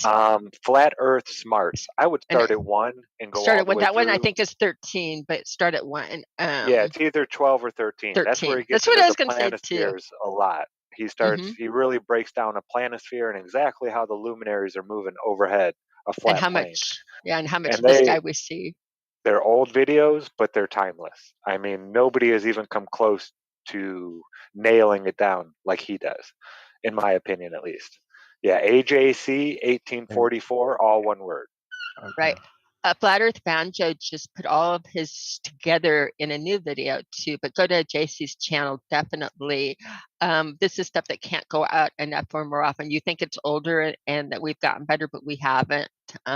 We keep on getting off track and we keep on. Yeah, he was way ahead of his time. He was way ahead of his time. When you think about how nature creates, everybody just has to, again, take a step back to the beginning and say that we make animal, vegetable, and mineral. And in animal, you know how the cells divide and we become animals. And in vegetables, you understand with the photosynthesis and the way they reproduce, some of them true to seed, some of them not, but we learn the kinds and the types, and you see how plants grow. And then they tell you that there are rocks, but nobody ever tells you that you can watch them grow under a microscope and grow. They do, and crystallize, and anything solid is a result of things that were, basically putrefied or liquids and that becoming crystalline and solid. Most of them are just the crystals. Like when you look at quartz, for instance, you'll see a mixture of feldspar, mica, and quartz. In granite, I meant granite when doing it. But again, it's just a mixture of the different elements. The elements grow, and yeah, it's almost like a cake. It's like a cake. They're ingredients, right? And what we do is we test all of the elements, and we see on the elements what is different about this rock than this rock, and we break them down and we say what are the properties. And when we say what are the properties, it means how well do they conduct electricity, how well do they conduct thermal, how dense are they, how what are their properties, what makes them different, one thing different from another, and we take them and we assemble them. But when looking at how nature works, you can create anything you want, any function you want naturally. It's not going to be via wires and cords. And I mean, that's really sloppy, or 3D on a computer. The things that we found already that do not work when you model it on a computer, for instance, the polarities, we showed you it was physically impossible. If you do 3 Polaroid filters together, you can't model that on a computer. It's things in reality, or again, your hologram that's like in a miroscope. If you take and naturally create a hologram, the hologram gets cold or hot or things. These are things that don't work on a computer, that you have to test and see how things work, what would create this, and what elements would be grown to create the thing. So it's just looking at things differently. And I think every time we go away from that and think simulation and think again, a plugged-in model, something that you're expecting to see a plug-in and things like that. That's not how things work in nature. So I think that it takes us completely off the track. With this, I wanted to show you something really cool. Let's see. This one here. You were saying that that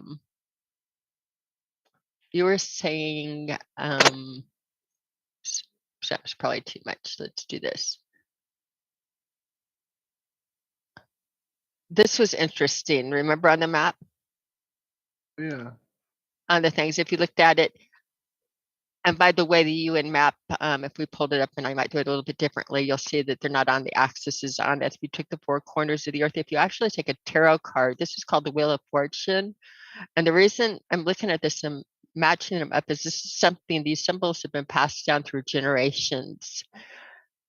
And this is obviously an augmented one. We've got a lot more on it. I should show you what the card looks like by itself first. And I'm almost certain that also has the name of the creator on it. Yod-He Vav-He. It does. We'll show you. I'm going to show you it's the Hebrew, but it's the Hebrew letters there are that's the creator. I'm just Tarot. Not TV show, Wheel of Fortune, tarot card images. Yeah, this is what I wanted to see. Okay. So let's see it. And Do they let's see all it. have the four corners with the I don't want this one. I griffin, want the angel, the Uh-huh. Yeah, this and is they the all symbol You'll of the have card. to go down. do they That all picture's in have there, Cammy. It's just down further. Right here, Yeah, they maybe, do. or No, go back into this tab yard. Okay, there you go. this will work. That's why we not look at this. Okay, this is And the serpent electrical thing. okay. to Your the serpent left. electrical. Wait till we match it up even I'm further. sorry, So I'm going ahead too yeah, much. you So have we the got four the corners of books the sky. Exactly. You have the four with corners. the knowledge. They're in the sky. Take a look where they are. They're in the sky. The sky is bigger than the circle of the earth. Is things that I'm looking at and Right. taking note while looking at it. This is Scorpio. These are your signs, and I'm going to match that up on the card where we go, but I want you to just look at the card here and see it and just the way it is. You'll notice that your symbols, and Karen has pulled it out, you have sulfur. Pointing at the devil. Pointing at the devil. You have water, you have salt, and you have mercury. Now, when we overlay this, but look, you're pointing at poles. She's holding a pole, and this is where I'm still working on the map. A pole here. Remember on our magnetic map, this is why I'm not ready for prime time, is I'm camming this for you. This is why you're here with us, baby. Remember on the magnetic map,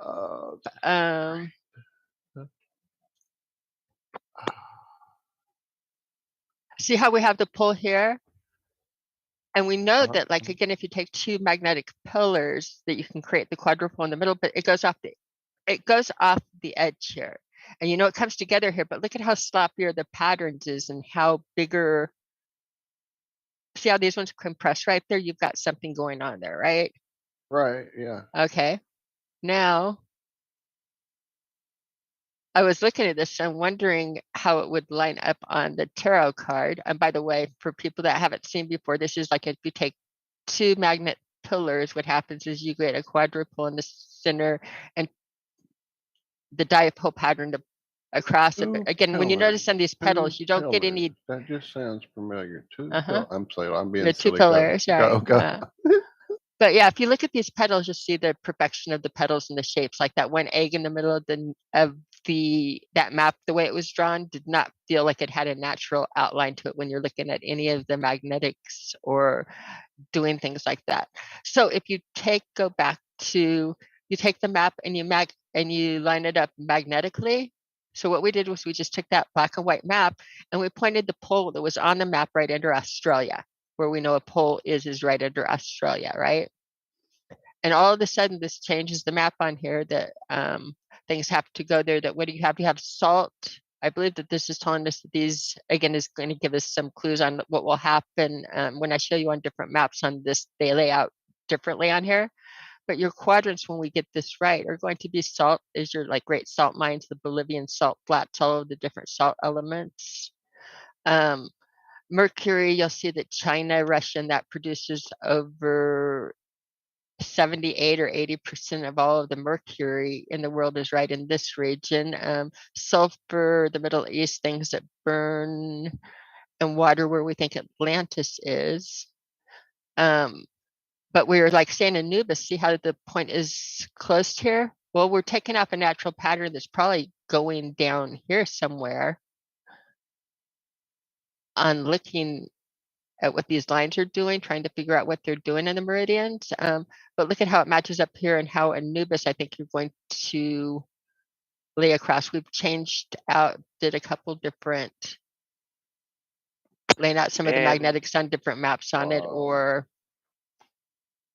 Do you have that picture, Cam? Which one, this one? Under the ferrocell? Uh-huh.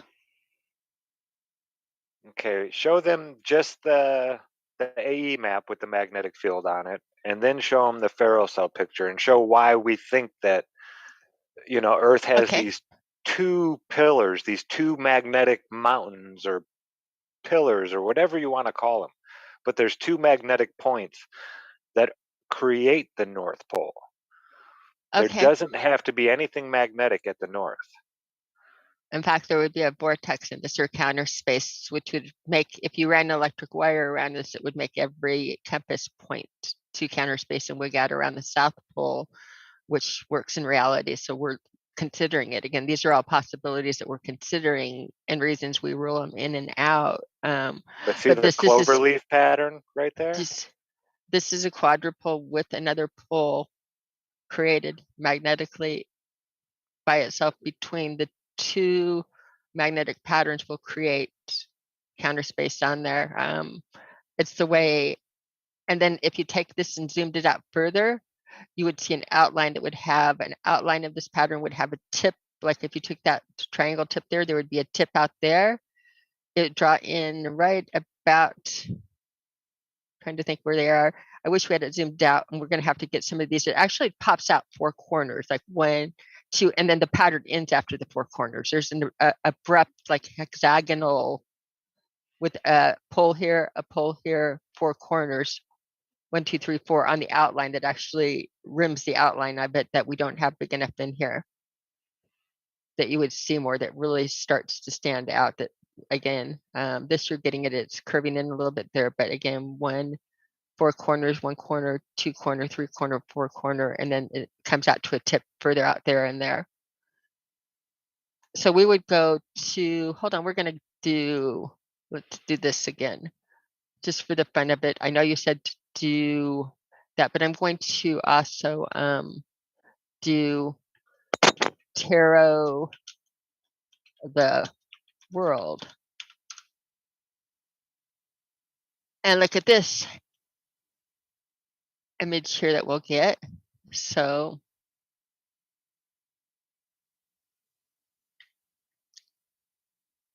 sorry, people, I flunked this. You'll notice on the world that if you take 2 pillars, it pops out 4 corners, and this is on the land that you saw above the sky. I believe this, and you'll have some lettering in Hebrew and stuff in here. I believe this is symbolizing your electricity or your full spectrum source. And going around, but you have your 4 corners. Again, this is the world card. So if you take that world, you'll see again your 2 pillars popping out the 4 corners, and it makes the world. I think there's maybe something in the information on that. Zach, you said to do, I believe it was here, that you wanted that magnetic pattern. That magnetic pattern you showed earlier. Right. See how it shows the quadrupole there in the center. Okay, see the quadrupole in the center and your stuff going around created this way? Now see your quadrupole in the center and these things created this way? You're a single magnet does not make a quadrupole. A spherical magnet does not make a quadrupole like that. It just doesn't do it. I've tried so you have multiple times. Yeah. I mean, this could be made. Yeah. The ways we can't prove it. We can't go out to Antarctica and find these pillars. They won't let us. But this is how magnetics works. You know, this is how the only way so far that I know we can recreate this pattern. Right. The one thing that I will say with this magnetic pattern is, and if you look at things that they would even on some videos or that called the dark sun on like some Mason videos, but don't look at it as that where they have that thing right in the middle lower underneath you. Think about a magnetic source there instead, because our compasses, even though they do point to north, they do, if you have a mariner's compass or a sphere magnet, you will see that they will be pointing down and in, but that would make sense if the magnetic source was actually a tier below. That would make perfect sense. That's why there it would point straight down and at different latitudes. So what you would have to do is work out when you had a little bit more information, you would have to drop it down in the hole some to get our magnetic rating. So you would need also a south pole of a magnet facing in that direction in the middle of your quadrupole in a way to get our compass reactions. They would point in this direction inwards, but they still have that downward pull too. So again, it's just configuring, taking all of the pieces, and nothing is ever one easy easy peasy. It seems it's like everything works with each other in order to create It's been little like the different pieces you've pieces. added and it's been added Mhm. from other people's experiments and I'm sorry, observations. And it's just, you have to break new pathways, literally create new synapses in your brain to make this stuff make sense. I mean, you know, we're breaking new brain cells open here. Right. This, if you look at the tarot card, Karen has added, these are all she's found and looked and added. This is, again, I don't know if she's in the chat right now or if she even knows I'm on tonight, but she went out and found a lot of these things after and has been sending me and going crazy. We're going to get together hopefully tomorrow because I have things I want to do with this, but this was kind of fun. The way she put it is like, okay, of course you've got, she was laying out this piece that had the summer solstice, which is Lion to Leo, or Leo the Lion down here. The bull Taurus is autumn equinox down here. It's letting you know how to pin. These are like mapping directions. If you reading the book, this is, you know, how it goes. I said it was cute that you gave the Sphinx a Ankh necklace, which I think Right. this should be, if you stretch this into an ellipse, I think this is going to go into a more perfect Ankh on a necklace. I mean, and have maybe a different size than what's here.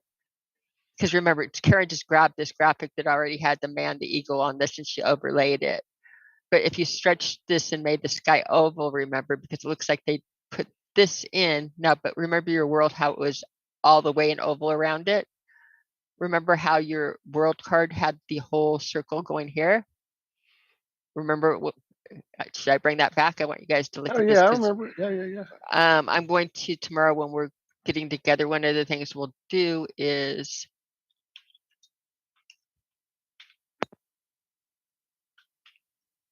About that image, that Ankh thing, I don't know. It's ringing a bell, but I can't think what it is. So if you went to your I'm world gonna card get it. again, look at where the four corners are and look at this ring around here. Now put the circle of the earth in there, and I think you guys will start to see the eye and the eye of the sky. Because again, if you put the pupil and where like the things are, Where the boobs were? No, I'm joking. that's funny. Can you go back to that If third you'll one, throw that those card two real quick? images in our chat, I This one? can overlay them for you. Yeah. Oh, sure. The two you're trying to get us to Okay. mentally see, I can overlay them in an app real You quick. might be, instead of me seeing, I mean, I can copy, download, or send them, but these are just, you can, on your thing, search. This is, I want you just to go to the World Tarot card and Wheel of Fortune Tarot card. I do like the Rider Waite edition because that's the most passed through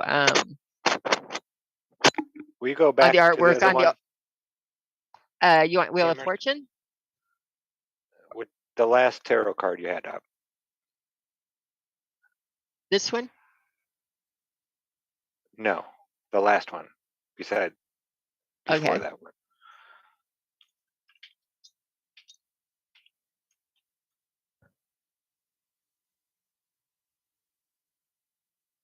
Yeah. Go ahead and draw draw an oval. No, hold on. Yeah. Click into it and make it larger, please. Okay. Now, I know there's some Christians, quote unquote Christians, that like to say that this stuff is satanic or this or the tarot card, all right? The King James Bible removed the name of the Creator over 600 times because sounds and symbols rule this place. Remember that. The same King James who like created witch hunting. I'm just making sure we're talking about Yeah. the same So, guy. so this whose other work of huge importance was a book called Demonology. Shout out James. Hold on, Cam. Go back to that, please. I am, but you're gonna like this one too. You're gonna like this one better because she's gonna hold the Torah for you. I'm gonna go back to two of them, but here. This will help you in your visual too. I want you to look and see what she's reading.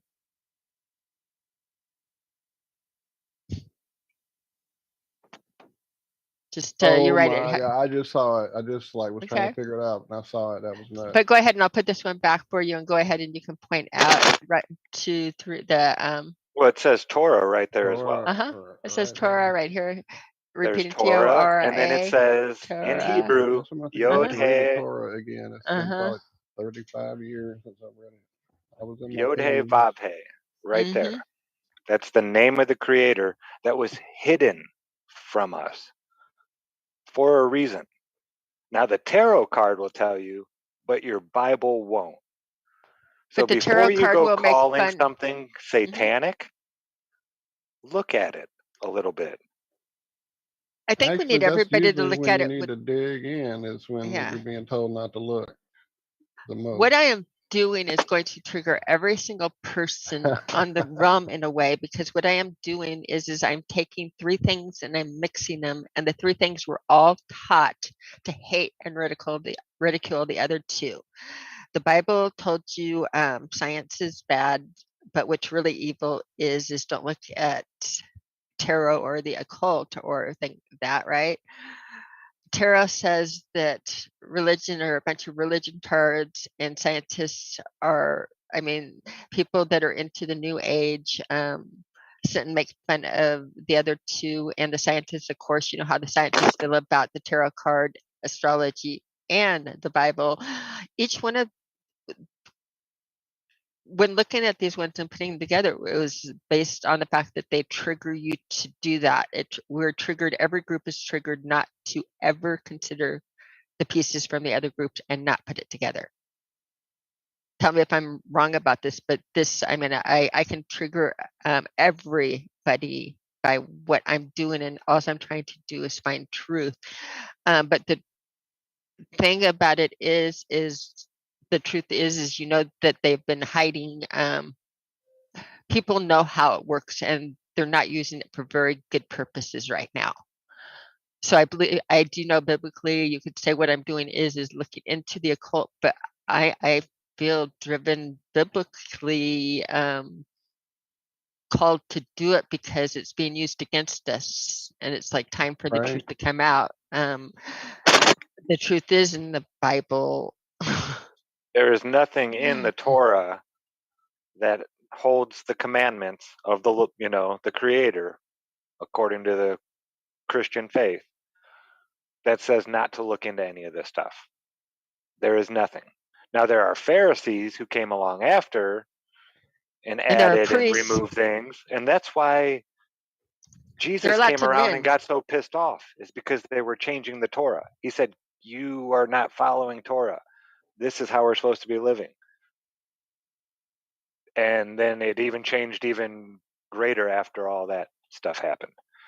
Now that's just according to the story. This is, someone who taught me this stuff was Just Jack, who speaks, Hebrew. He can read ancient, Paleo, and modern Hebrew. He and Karen B do a show every Saturday. It'll be on tomorrow at 11:11 a.m. Eastern time. And they go through word for word the original script, not the one that's been translated and then translated and translated again, but the original script and what it actually means. And it's a totally different story. They're great stories. It's beautiful. Not that the version that it was changed to doesn't have its, beauty in it as well, but the original story is so different than the one that we're taught. Yes, it's very different. And again, it's like, why would you have to add anything or comment? I mean, it's got so much in it. Why would they need to change out all of the different names? Again, why the changes? And so what the tarot cards have me doing is reading, and I did last week. I read Genesis several times, went over it again in concordance, and listened to a couple of versions again, and did the reading, and again trying to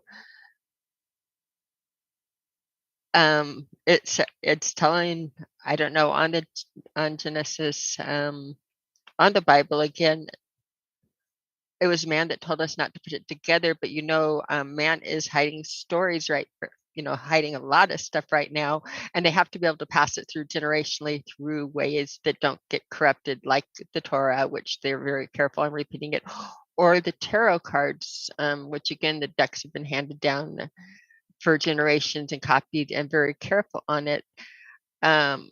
I think all of the symbology on here is for reason, and personally, I think that you can read it alongside the Bible, and both of them might make sense. Not it says it's used in a game plan as well as divination. I don't think that's how they're supposed to be used. I think that is a to use them for divination could be, it might be advised against in the Bible, but I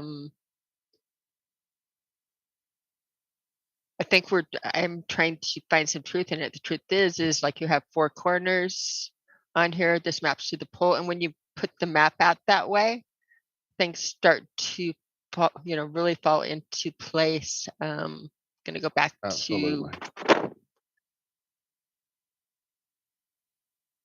I think it's this one I want open. Nope.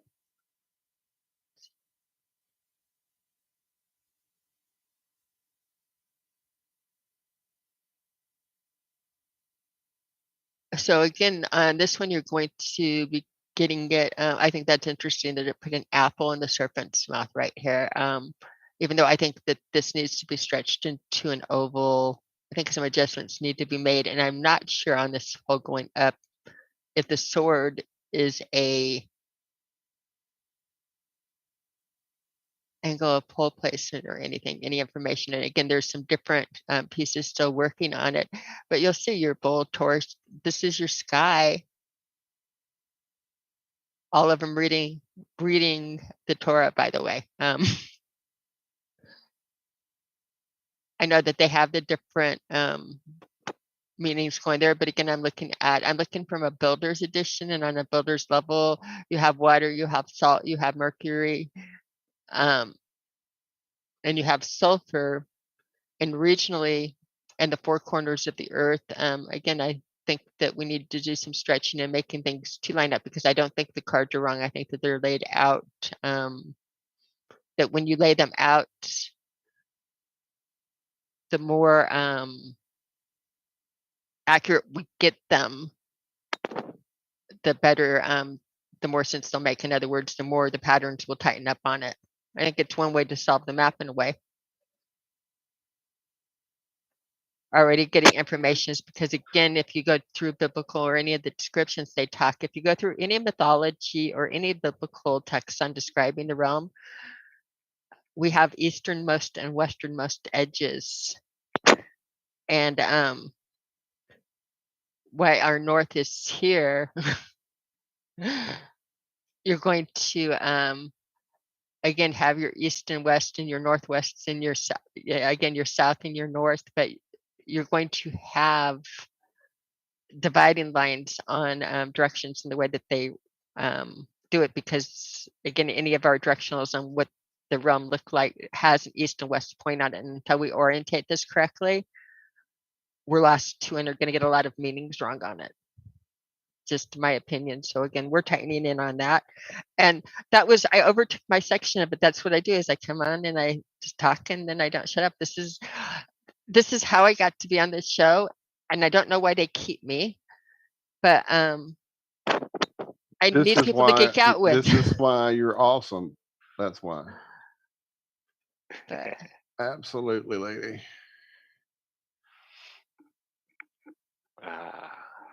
So yeah, did we freak out? Go in and see how bad we freaked out the chat with mixing and no, matching it's been them. awesome. What? You guys, Nuka I know. Cola. I'm sorry, I just saw my buddy Nuka in chat. What's up, brother? We miss having you around. Yeah, brother. Love you. Hope things are going okay. I know it's been kind of hectic there in your part of the world for sure. So Unkuleka, is it? Duma, yes, sir. And all kind of amazing people. I saw a super chat go by earlier. I'm so far back now I can't find it, but I know it was awesome. Thank you. It was a new super chatter. Why can't I go back that far? That really aggravates me. Yeah, I don't know. It's been making it so you can't on I usually YouTube go for all me. the way back to the first chat. Yep. So Only time that would stop being a thing is if you clicked out of it by mistake and then went back. You couldn't go back. But otherwise, you had the whole chat. Anyway, thank you. I meant to say it earlier, but we were off into the polls. So. And you got it. That was great, Cammy. Yeah, from awesome. Brian Reynolds in chat. So somebody understood some of it. And for anybody that I did upset, that I do want to say that anybody that knows me at all will know that nobody believes in a creator more than I do, or the love of God and the love of good. It's men I don't trust. Right. My faith is in God. Men who go in and pull out books and tell people to kill each other. And I am just going in as a child, not an expert on any of this stuff. It's just information I'm looking at with trying to look at it childlike eyes and not over, again, looking at it with childlike eyes is the best. And when you said that you found Zach with the marshmallows, that's where I fell in love with Iron Realm Medias, when I saw you guys doing marshmallows, and we're back to the circle again. There it is. We're back. It was all about somebody else trying things with marshmallows and things in their hands instead of modeling it on a computer. Absolutely. Yeah, I wish I could do the computer stuff, but I can't. I can't either. I mean, I could if I really. Wow. It would take more time to learn how to do it, and that would be less time I had to play with all the toys and show you the stuff. I don't know. The 3D anime, I mean, like the stuff Iru does and Karen B and all these people, it's amazing looking. It's just gorgeous. But that takes time. I mean, Karen went to school for all that stuff, didn't she? Graphic design and. She most certainly did. I went to school, studied, did all the things right, and has invested the time and the know-how. And again, it's just the main amount of people that are gifted in the community just never ceases to amaze me. But yeah, I can't do any of that stuff. And trust me, if you think I'm really good at flipping things into circles. Like Zach was there when we had that map flat, and everybody was calling what shape would be on the map, and I called egg for the equator. Remember that, Zach? We were over at Karen's. I'm pretty good at circling them. I don't always get them too right, but it's not. I mean, it's really, to see them circled helps so much. It's more than again, little things like that. Can we how is Brian doing? What's his last name? Walking North? Brian Cole? Is it, or Ryan Zem? Ryan Zem. Ryan Zem. Yeah. ZEHM, I believe. Yeah, you guys got to go check out his channel. I know I was subscribed. Let me go see. But he's walking as far north as his feet will take him. And he already took off. He's already pretty far up there too. The last time I checked, he was just south of Baffin Bay, I think, which is a ways up into Canada. And he is looking for someone to go on a journey with him. No, it's saying that I'm not subscribed, and I know I subscribed to him last time we were doing this. Ryan ZIHM or ZEHM? I think it's ZEHM. I'm seeing in chat here. Okay, yeah, Ryan Zem. Okay, subscribed. Yeah, I've got the channel here, but I don't. Yeah, we met this guy. He was at Flattoberfest, wasn't he? Or maybe a Solar Return?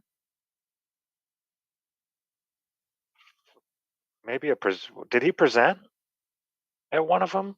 I think I remember meeting this guy. So 11 hours ago, he just put up a last one. Hyperborea. 1 day ago. So I don't think he's trekking just yet. To Ryan's channel in the chats that I'm in, which are currently the Rock Band chat and the YouTube chat. So they are both linked. I'll drop it here in our chat as well. Yes, I mean, he's still putting out stuff, but I know he's heading into an area where there's not going to be much connection. But I think he shows his path here, what he's planning on doing.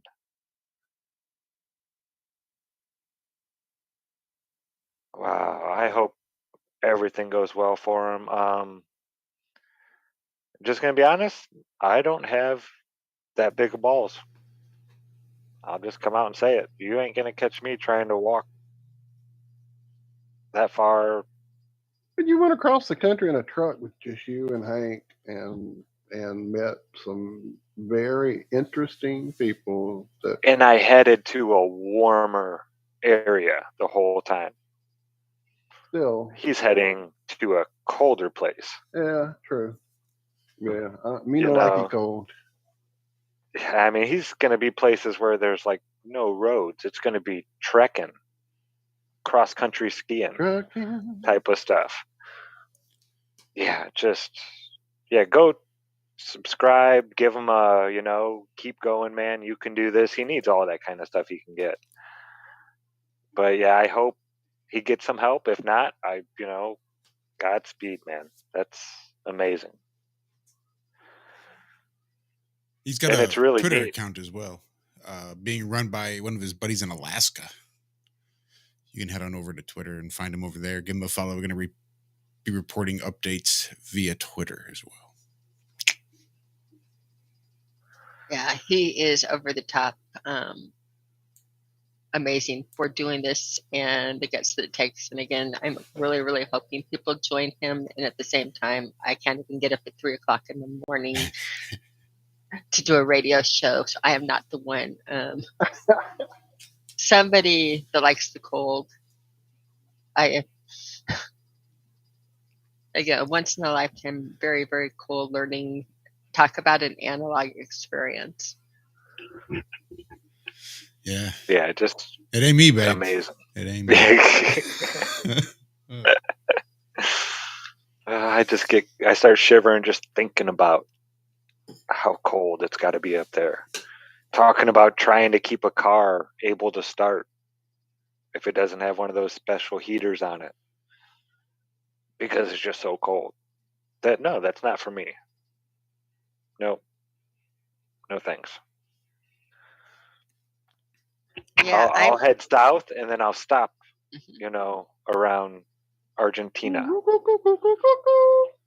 I am brave in doing this show outside for the first time this year, out in the office. And I do have my winter jacket on, and it is a clear 57 degrees. So I am comfortable in my winter coat, but I just assume it doesn't get any colder.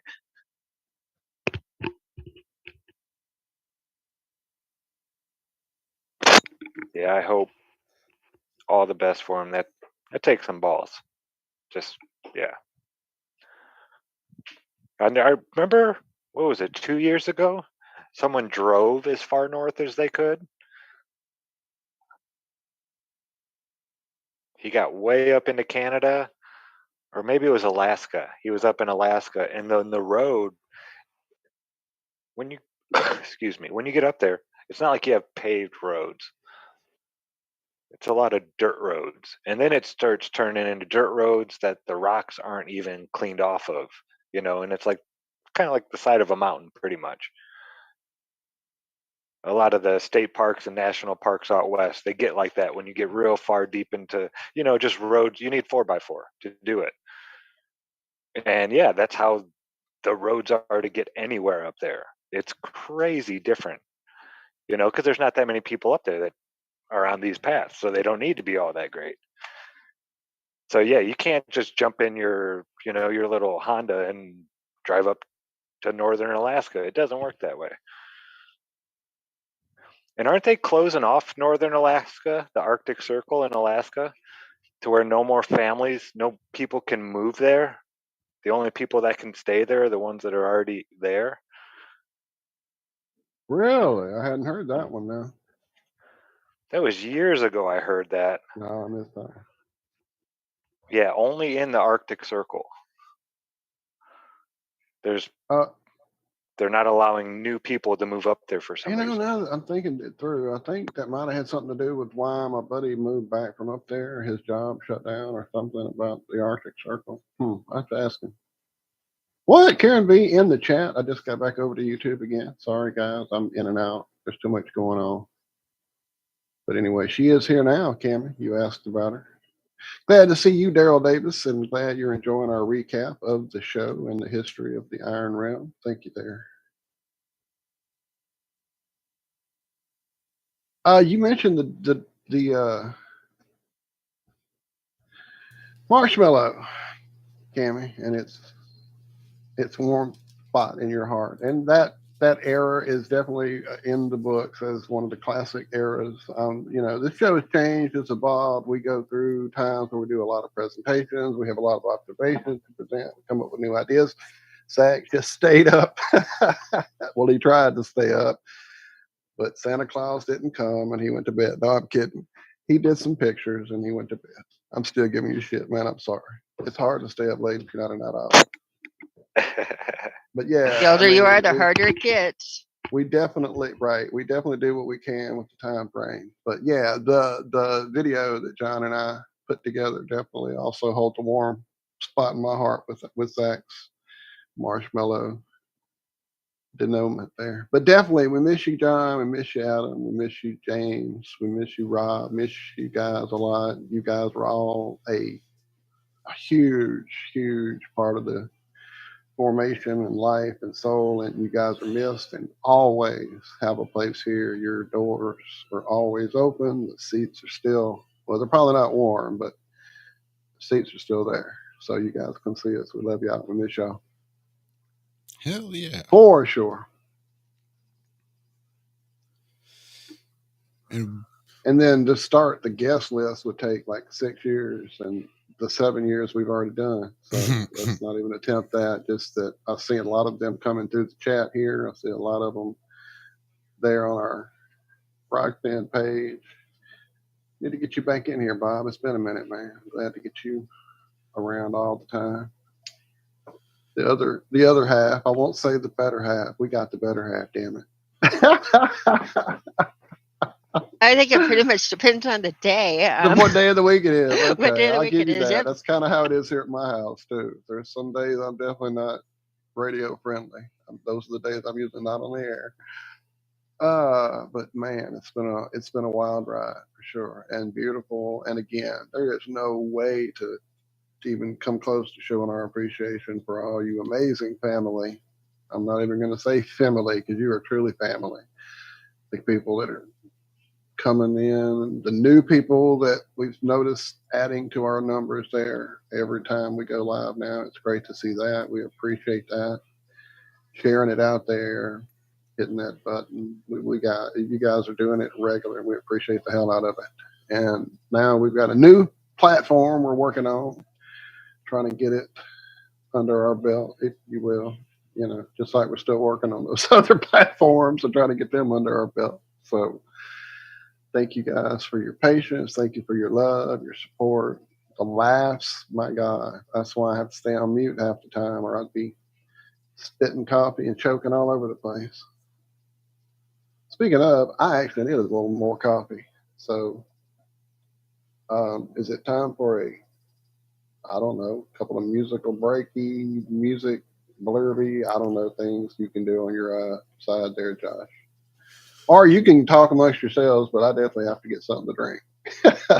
So you guys forgive me. I'm leaving with you all. You leaving out? Yeah, we're out, guys. Thank you. Thank you. We're here all week. No, you guys go ahead. We have had lots and lots of guests, like Ben Balderson, who is there in the Rockfin chat. Absolutely. There are a couple that I think deserve honorable mention.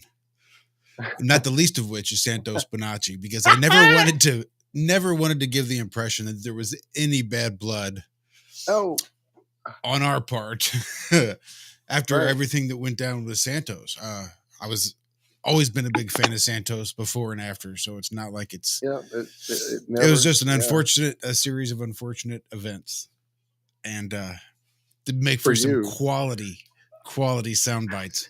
but no bad blood whatsoever. And another one, while Walt goes to freshen up. See, I don't want to miss this. I know I you're can't probably give going you to a want to copy stick now. around. You This asked. is going to be good. One that I definitely think deserves honorable mention because so few people know this story and nothing ever came of it, which is not terribly surprising given the story. But we had a guest on a while back named John Brahma. And the story that was weaved by Mr. John Brahma. Yeah, that was a classic era as well. It was really good. I mean, there were interpersonal things going on within members of the show that were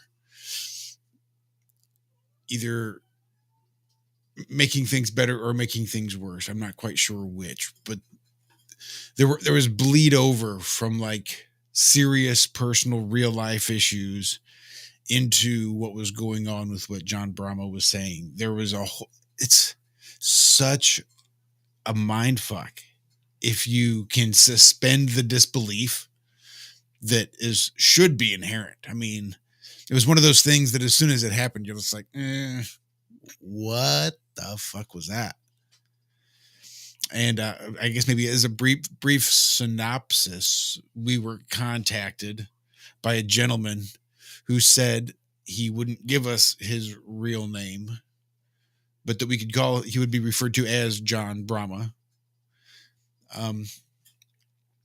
John was one of 13 high-level individuals, allegedly,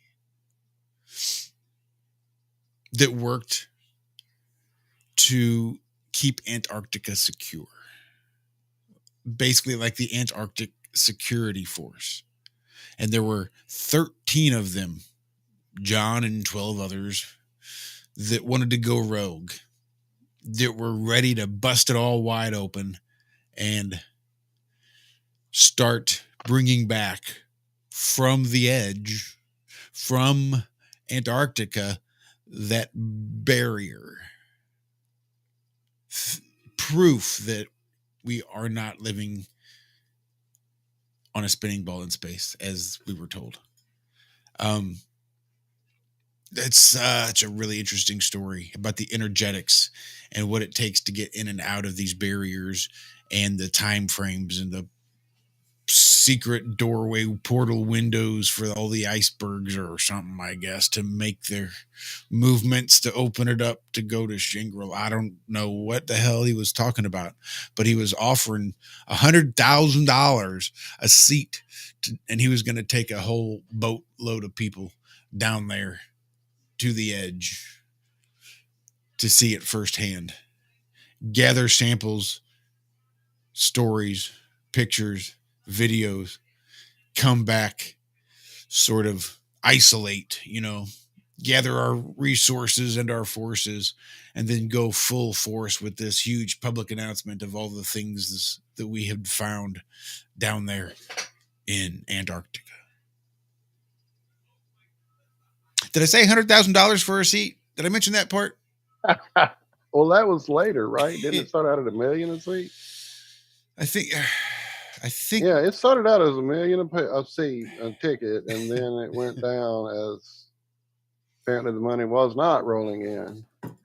And then we were offered, like you say there, inside tickets if we would be the voice of him getting it out there. Yep. All we needed was, we just had to get our passports and be ready to be cold. Yep. And I wasn't ready for either one of those things in my life, but nor I. We played the game as long as we could to figure out how it would go, continuously making sure we let everyone that was watching those shows understand that at no point, at no time were we suggesting anyone send Mr. Brahma any money. Please don't send this man any fucking money. Please, God, don't send this man any money. So, yeah, it was, and it caused quite a bit of shakeup amongst the crew, considerable. In fact, it was one of the first times that we kind of had a serious meltdown, and it caused some shake-up in a lot of personal ways for a lot of people that were involved in Iron Realm at the time. Pretty crazy time. See, I can't get coffee. I'll be back, damn it. All right. So it looks like 4 years ago, I'm not entirely sure if this was the first one. Look, 700 views with a story like this. It just boggles my mind. This is why I think this is one that I think deserves honorable mention. We had him on 2, maybe 3 times before John Brahma went dark, went silent, went radio silence was engaged. Let me see if I can't copy this and share this. Zombie Snoop and asking about how long ago this was and is it still up? They definitely are. They are definitely still up. Because again, it's also one of those things I'm very proud of is our skepticism. That's funny. Now that I say this, those are the two guests that I wanted to make sure I mentioned, Santos and John Brahma, is basically the pride I feel in the group of guys that I've been lucky enough to be able to surround myself with, and ladies. Although this was before there was a lady involved, but I'm still proud that I'm surrounded by Kimmy. All right. Anyway, our skepticism with what John Brahma was saying.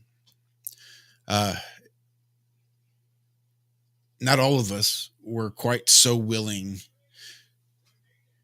to be as optimistic about what he was saying. He covered his bases. They spent a lot of time. I still think this was a concerted effort by some organization. I don't know who, what, how, where, when, or why, and can have absolutely zero evidence to support my claims and my beliefs. This is just purely my opinion, having experienced it firsthand, that I think there was several people doing this orchestrated move. I think just looking to fleece people. But anyway, it was well thought out. There was such an interesting story. It was really good. And then onto Santos. It was not necessarily the skepticism with the way that Santos was handled, but it was the unity. It was a way that we really could come together as a group. It sucks because I don't know that Santos would ever come back on with us. Maybe now. He probably doesn't even remember. He's had so much good shit going on that he probably doesn't remember one off week that he had 4 or 5 years ago, whatever the fuck it was. But it was just kind of a, you know what? I'm sorry this wasn't the show for you, but we're not going to necessarily kowtow and meet your demands just because someone doesn't necessarily believe what you believe.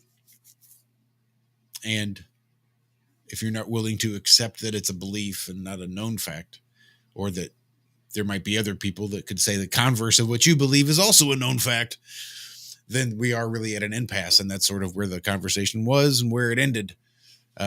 We just couldn't go any further, so it was best we left the way that we did. But it was cool that we all kind of came together to support regardless, because I probably believe more like Santos believes than I would like James believes, if you know to what I am referring. But still, you need to allow for other people's point of view. And if you just want to be a bully and try to bulldoze your belief system through here and expect everybody to just automatically jump on board regardless, and if we don't, then you're gonna, regardless, there is zero hard feelings between us and Santos. I'm not sure how Santos feels, but always been a big fan of Santos. One of the reasons I quit playing that soundbite was because I didn't want to give the wrong impression that there was any bad blood or anything like that existed, because there really is not. Now it's just funny. It's years old. It's just comical at this point, which is the only reason I played it for as long as I did, because it was just funny more than it was anything. Yeah, we have a sick sense of humor. We play we Stephen do. Hawking all the time. I mean, But there's not he's a many times regular we've on had the a show. not many times we've had a hit put out on us. That's all It I'm saying. happens when you're a flat earther. Yeah, but flat earthers. Yeah, and that is another one. That is one of those comedic golds that I am particularly proud of. That I just happened to run across that I would have thought somebody would have picked up on. With all the cheap AI, it's really easy to do the voice box, but to get true, authentic audio of Stephen Hawking, I thought was pretty fucking good. Yep. I mean, come on. That is comedic gold. You can use that in so many different situations. Mm-hmm. Come on. How does he feel? Does he like the way Stephen talks? I was only set up for the last part.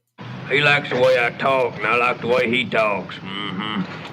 I thought so. That's what I thought. See, sick sense of humor, folks. Sorry. We're all going to hell here. But the thing is, it's not making fun of somebody that's disabled. It's making fun of the fact that Stephen Hawkins, wasn't the way they say he was. He didn't live with MLS for 50 years. Right. It's not like impossible. if you made a Forrest Gump joke, you're going to expect Forrest Gump, a fictional character, to get offended. To take offense. Right. Exactly. You're making fun of an imaginary fiction, non-fictional, fictional character. Who's going to get offended? Nobody. The actor that played Stephen Hawking, the guy that had to sit in the wheelchair that long, maybe he'd get offended that we didn't buy it, that he didn't sell his character as well as he thought. If you didn't know, Stephen Hawking was a flat earther, folks. When he was a physicist, graduating college, his first 4 years of college, or 2 years, I think he graduated in, something crazy like that. Very young age. I think it was 18, 17, something like that. And then he went to astrophysics after that. That's when he kind of got into after that he got into the chair and started writing about black holes and blah, blah, blah, blah, blah. But he put out a paper that was the flat universe theory. He said, we are on a hot plate and there is a cold plate above us. And we live on the crust that is formed in between these two plates. He showed a petri dish filled with water that had islands poking up out of it. And he said, that is where we live. Now they went on in this was a PBS article. It went on in the article to say, of course, that's nonsense because boats, we can see them going over the horizon and blah, blah, all the stupid nonsense that we were programmed with as children. There was like 3 of those. But Stephen Hawkins, someone who, was a very bright child. Go and try finding some of his papers from his first college, term, his senior thesis paper, whatever he wrote about. You won't find it. The first one you'll find is from 1965 on black holes. So I'm just saying, Stephen Hawking was a flat earther at one time. And I think he was so already well known for being such a bright person at such a young age. I don't know.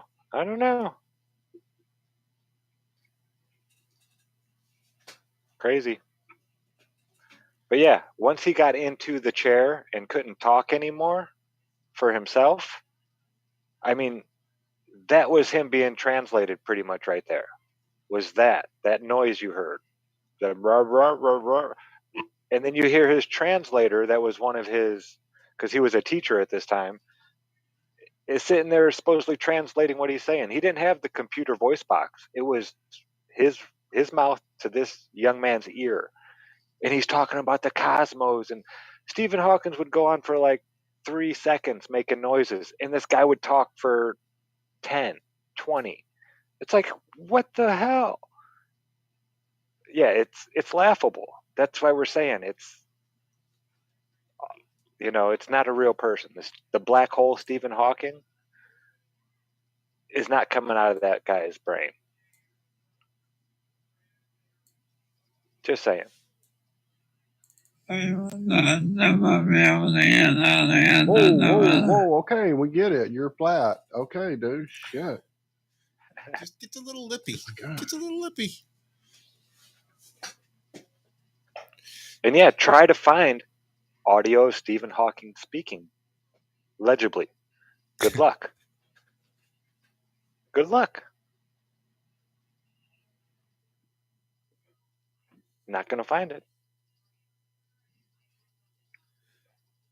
That's crazy, isn't it? One of the smartest astrophysicists ever. He beat MLS because he loved science so much. That's what they tell you. He lived with a disease that kills people within a decade. Right. He did it for 5 decades because he loved science so much. Why not? That's all these other people, they didn't love their children all that much, I guess. That's the Wile E. Coyote, mind over matter, intent is everything kind of thinking that gets people going out off the edge of the cliff before they can turn around and run back. Okay, hold up. I have to be devil's advocate here because being a guitar fan, I'm a fan of a guitarist named Jason Becker. Now, let me go check the date. But I will make sure I'm not incorrect about this. Mr. Becker has had, since the age of, well, I don't see the ages. He's had it for 30 years, ALS. And not only is he still alive, but he is still writing music with a computer system he and his father created as he was starting to lose mobility that allows him to write music with his eyeballs. There are quite a few guitarists whose opinions I respect, and guess that means I trust them, who have interacted with this gentleman over the years, who've actually taken some of his written music and added their parts to it. There's a great song. I'll share it with you guys here in just a minute. But I'm not saying Stephen Hawking did it, but it looks like Jason Becker's doing it. I'm just saying. Had to throw it out there. Let me drop a link. Hang on. And just so we're clear,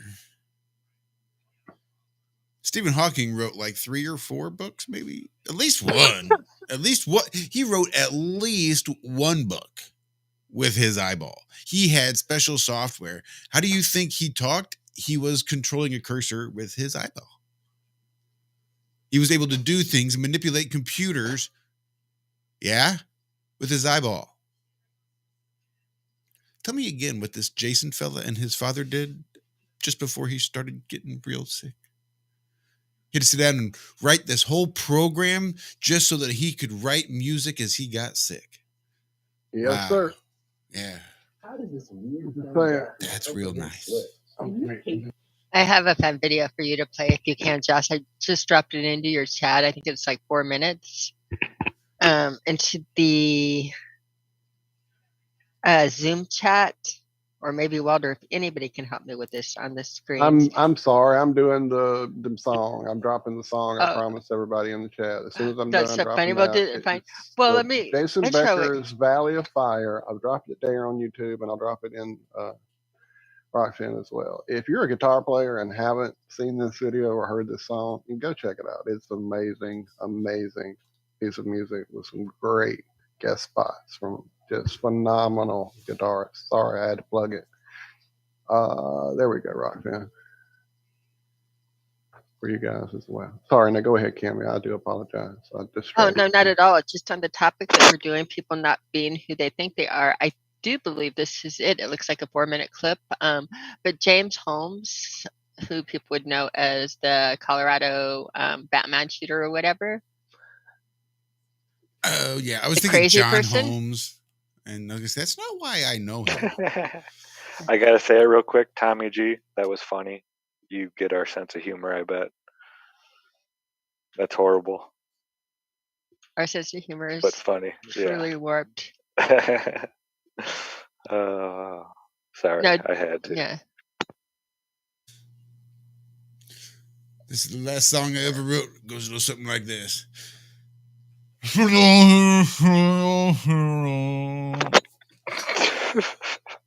So, the video that I have for you guys to play is this video is provided by Claire. This excerpted video of James Holmes from a 10-minute science presentation. James Holmes, who spent 8 weeks interning at La Jolla's Salk Institute after graduating in high school in 2006, gave a presentation to his fellow interns. And the 18-year-old explains the studies of temporal illusion or the perception of time. But this is who wound up doing, I don't think people really know who, like they say, did our shooting or what could be behind it. But this is like a James Holmes that nobody knows. I haven't seen him portray this on the news at all. His whole job, right? His whole thing at school, everything this kid was surrounded by was basically setting him up for committing this fucking atrocity. If you believe the official narrative, and if you believe the official, watch this video and tell me if you can believe it, the official narrative. Though, watch the video and see it's like a 4-minute video that I don't know how to play. I have it on there. If I shared screen, will it bring the video over or the sound? I'm always scared of this stuff. When you pull up the first one, there's going to be a little box at the very bottom, towards the bottom of that white box that pops up. This says share system sound, I think. Just make sure that's checked. Share sound. Share sound. That's the one. Do I optimize for the video clip? It's not necessarily necessary. But if you feel the need, I suppose it may not hurt. Have you guys seen this at all? I'm pretty sure I have, yes. Oh. Because again, it's Stephen Hawking, not who you want, and this, not who. Guy and the guy they showed at the end of during the trial are not even the same dude. I am screen sharing. Okay, then let's play it. Thanks, Claire. Nailed it. All right, Good our next job. speaker is James Holmes. He has what school did you graduate from? Westview High School? He just graduated from Westview High School and will be attending the University of California, Riverside. He will be majoring in neuroscience. His goals are to become a researcher and to make scientific discoveries. Trying to keep It's a us good start. From, in personal life, he enjoys playing soccer and strategy games, and his dream is to own a Slurpee machine. These kids have been fun to work with this summer. Well, I mean, that's not even the same dude. Test. He won't let you show unless you can hear. Really? Oh, okay. Well, the lab I work in is the Computational Neurobiology Lab, or CNL for short. Yeah, no. CNL is very computer-oriented. Basically, everybody who works in CNL does programming of some sort. One division of the lab called MCell does mathematical models of the cell, such as that picture there. There's also computer simulations of hippocampal functions and neural network firings. And the knowledge that's gained is then made available to the public and the scientific community through the web. My mentor, John Jacobson, who works in CNL, is a philosophical type of guy. He's interested in how we perceive reality, specifically grapheme perception.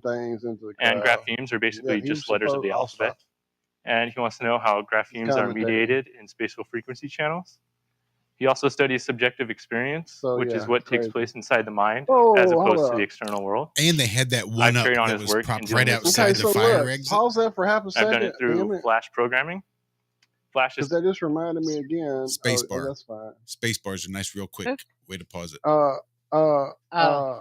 Because Cammie, your thing made me remember it, and now my thing is, that thing made me remember it. Was I showing it? This was, yeah, I saw it. I don't know where. Oh, when you're talking, I don't know. I thought on the thing. I made him stop because the image of that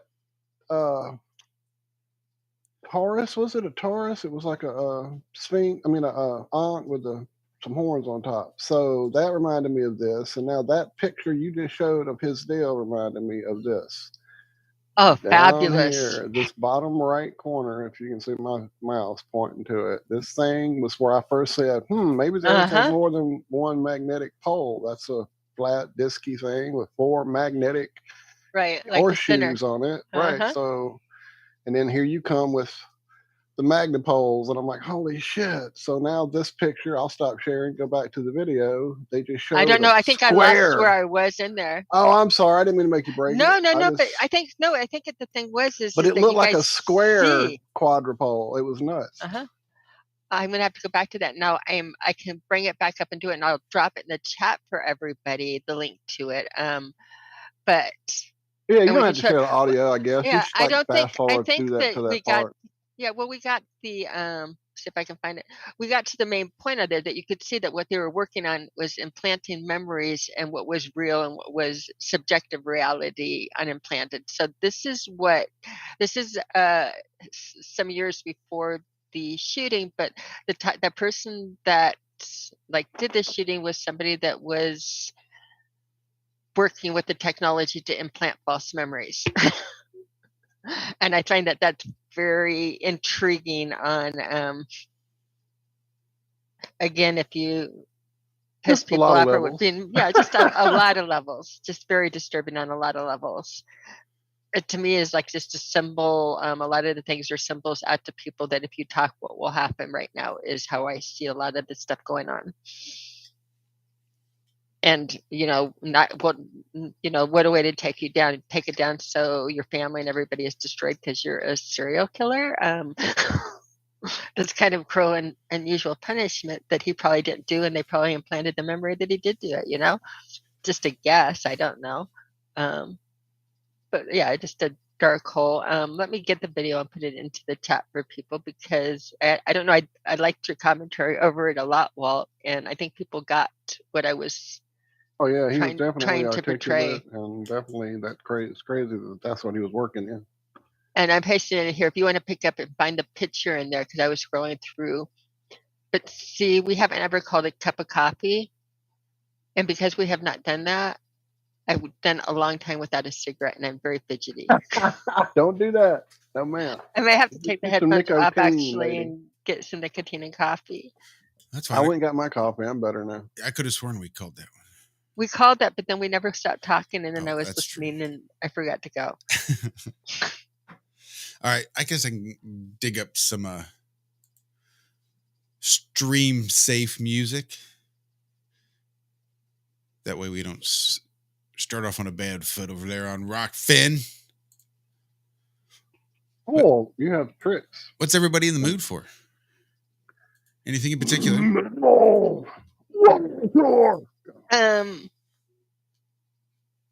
I like the song I sent y'all in the chat earlier, but I don't know if you can play that. Oh yeah, we're Can you trying play to anything? copyright right now. Uh-huh.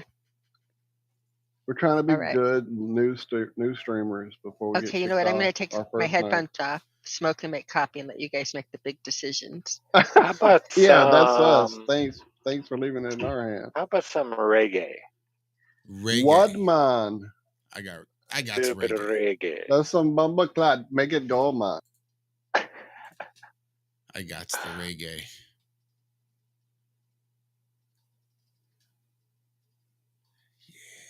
Like a reggae. Cuban smoke. Get down to get down. Pass it on. Privacy. Let's go pass it on. Yeah. Sorry, Fizzy G. We'll start off with pass it on. Do it. Yeah.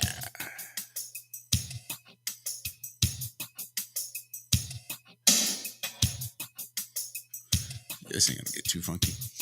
So we're gonna take a little break. I probably need a nicotine as well. Nicotate. I need to fucking smoke. Yeah, I'd have a dart.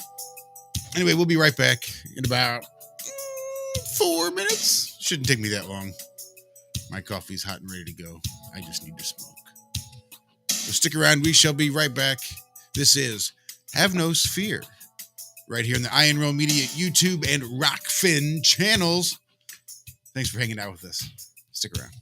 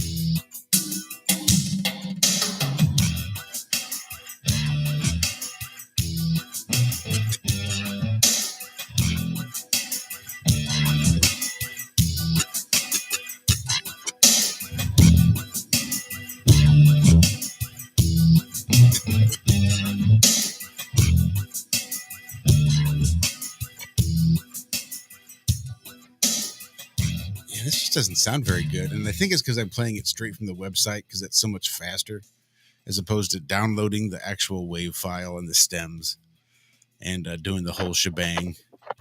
It just sounds like it's coming from a tin can. It's fucking MP3 files, man. Fucking downgraded, compressed bullshit. That's what it sounds like. That's what it is. Damn, that was 4 minutes, 18 seconds. It's not bad. Not bad at all. Of course, I can still hear it a little bit in my head. Where's it coming from?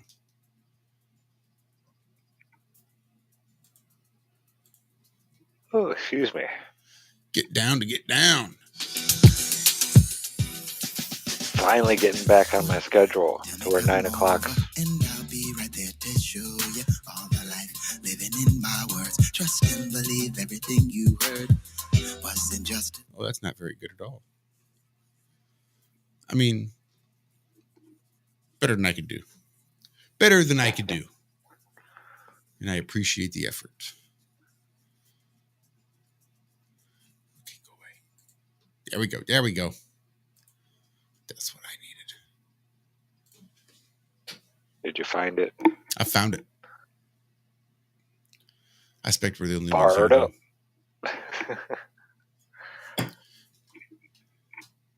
Oh man, I'm sorry, folks.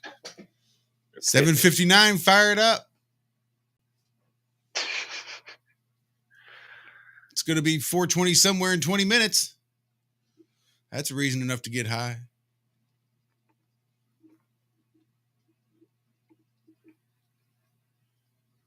What does Sublime say? Smoke 2 joints before you smoke 2 joints.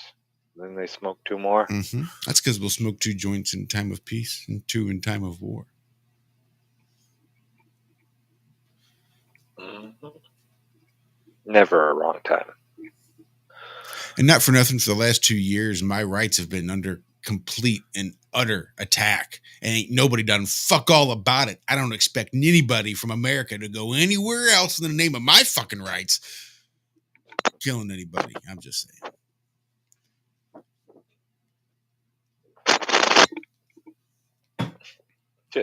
Just saying. As opposed to writing it down. Or signing it, but I don't know ASL. So I've always wanted to learn. I always thought it'd be cool as hell to be able to speak in sign language. You know, beyond the basics, whatever. Mm-hmm. I know a few words. I don't know if they're actual sign language, more as they are cultural gestures, maybe, right. I would call them. I knew my ABCs there for a while, but I think I've lost most of them. A, B, C, First D, time I E. did the old... That's how I get lost. I get 4 lost fingers under the chin, and then the finger, thumb on your front teeth.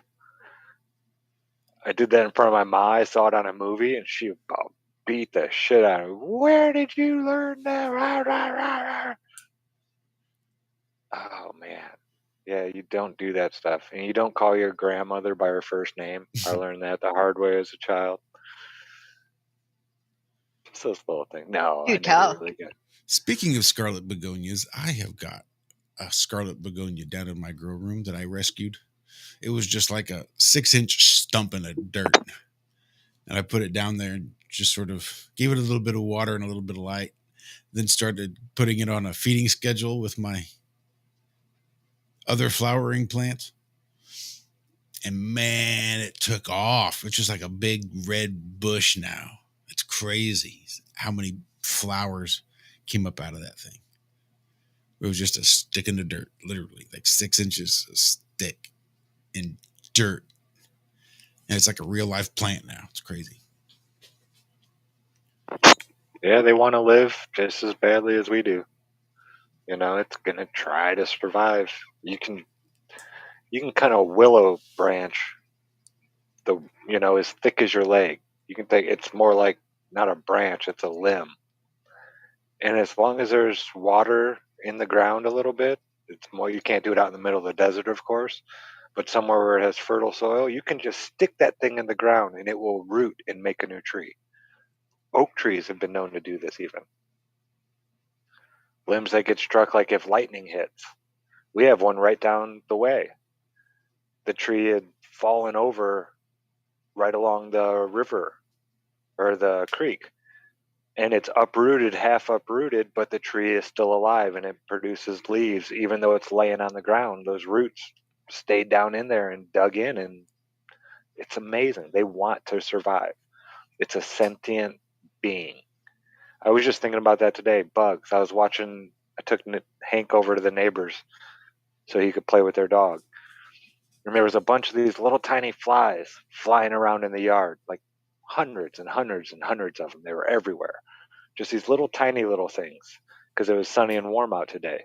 And it got me thinking, some of these insects only live a couple of days, and that's like their life cycle. It's not that long. So do they perceive time a lot faster than we do? I mean, to try to catch one, like a fly even, is hard. They're so fast and quick, and their reflexes are that much faster than ours because we're so much bigger. So do they think faster than we do? Does, their time slow down in their brains as well? I don't know. One of my favorite H.P. Lovecraft stories of all time is called From Beyond, and it's about this guy from Miskatonic who creates this machine that's got basically a tuning fork that activates the pineal gland in such a way that lets you become aware of all these creatures and entities that are always around us at all times. And I mean, this is the same guy who wrote the Cthulhu mythos and kind of a lot of out there shit, kind of, old gods type stuff, Leviathan type stuff. And just that idea of piercing the veil of these entities that are constantly always right there around us. Well, then that idea of the frequency they have to exist at, it's got to be a higher one, I would think, for us not to see them. It couldn't be lower, I don't think. They would be more dense and solid at a slower frequency from what I guess, like using the water analogy. So I don't know. It's possible that,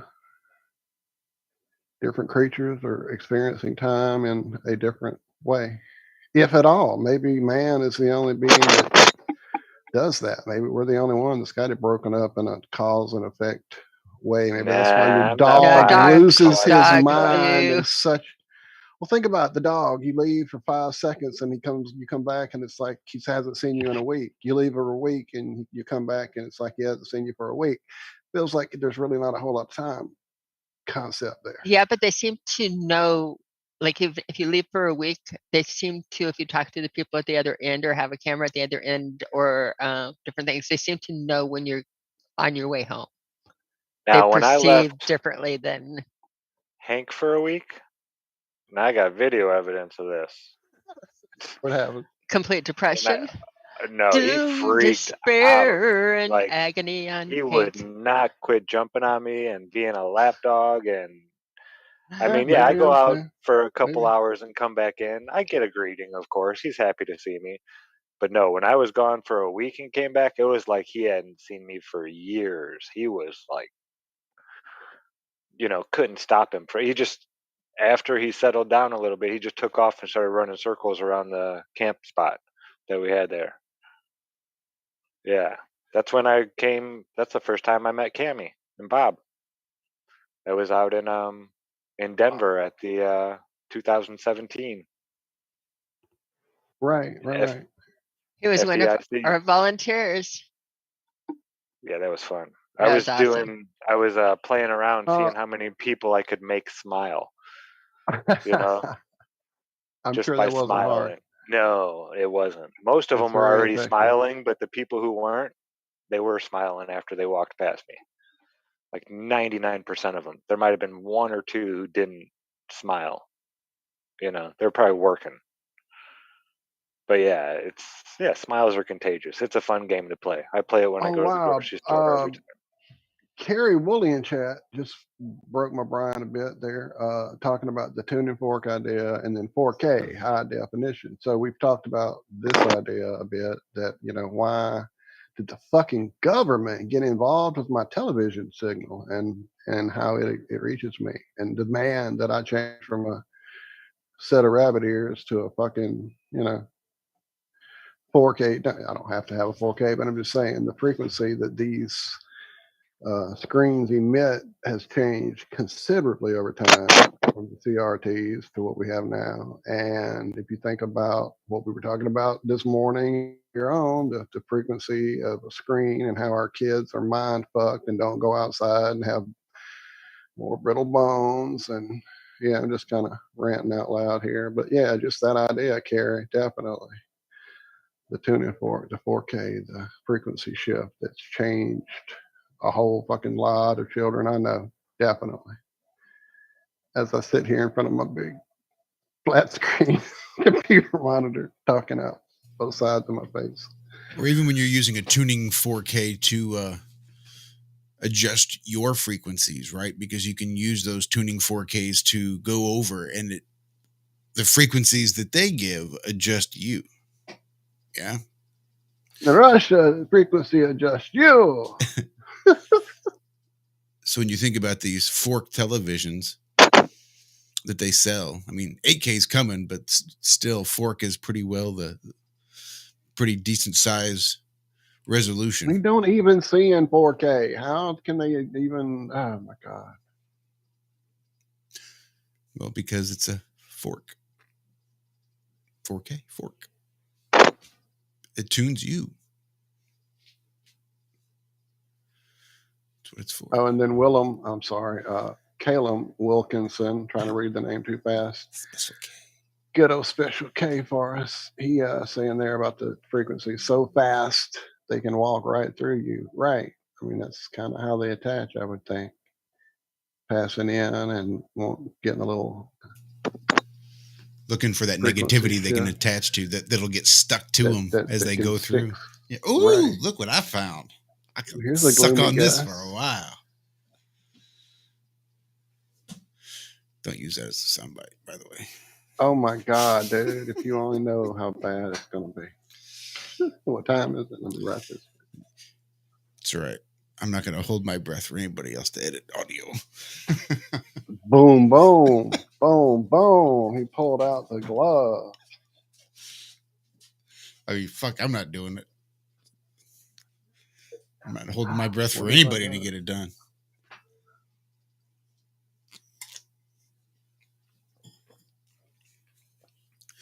Well, I guess it's been about 3 hours. Oh no, you're not gonna wait till I go get new coffee and then say we're done. I thought we were hitting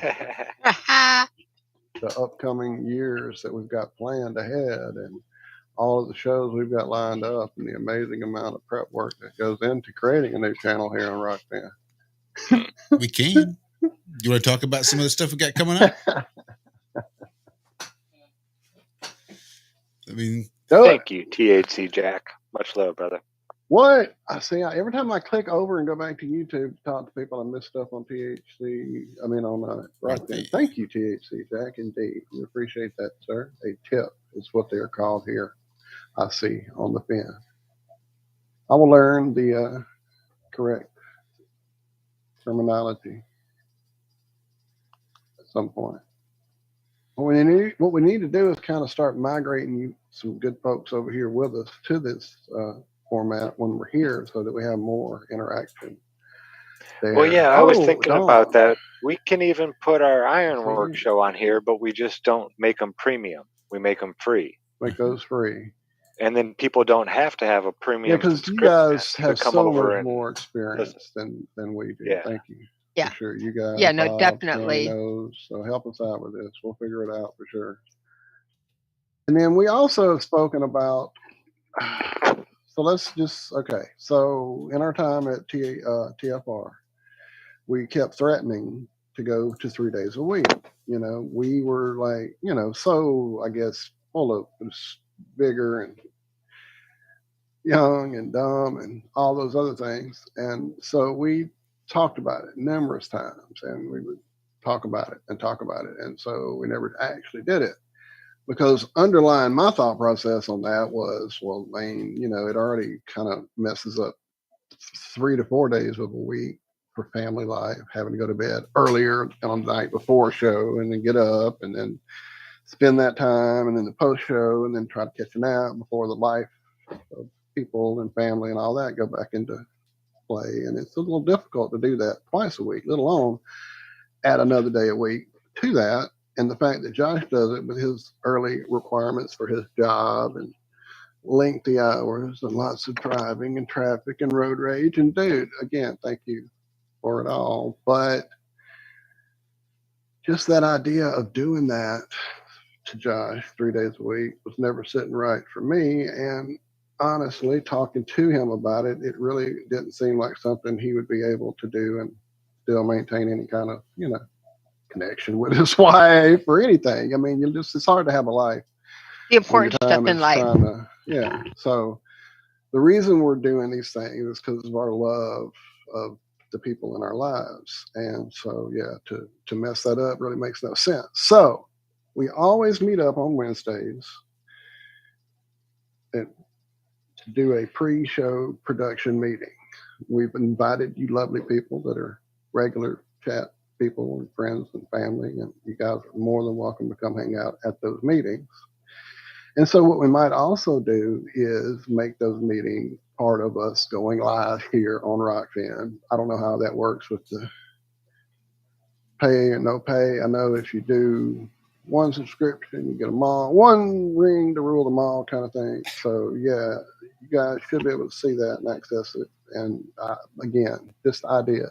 And if there's something else that you want us to talk about, bring it, come to it, be here. You don't have to be on camera. You don't have to understand the app. I mean, that's kind of what Wednesdays are, is, we'll invite a guest we haven't met yet in, make sure they're kind of understanding the app, get sound issues ironed out. I know some of our live shows would lead you to believe that that's never, ever happened, but we actually do that occasionally on a Wednesday. We actually get production pre-done. So that's an idea of getting some behind the scenes. And most of the time it's more of us just hanging out and cutting up and laughing and, because we love each other and these are my brothers and sister, and I would miss it if you guys weren't here. So making it part of a bigger family thing is always an idea that I've always wanted to do. Even when we have guests, we don't even invite them onto the Wednesday show anymore, just out of habit of it just being us.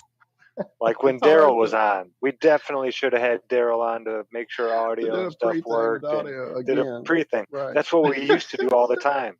Wednesdays just turn into like a hangout pretty much. We talk 5 minutes about shop, and then it's like a couple hours about just whatever. Any kind of, What song are you thinking about and things like that? That is something that you can do on Rockfin too, is we can do the songs.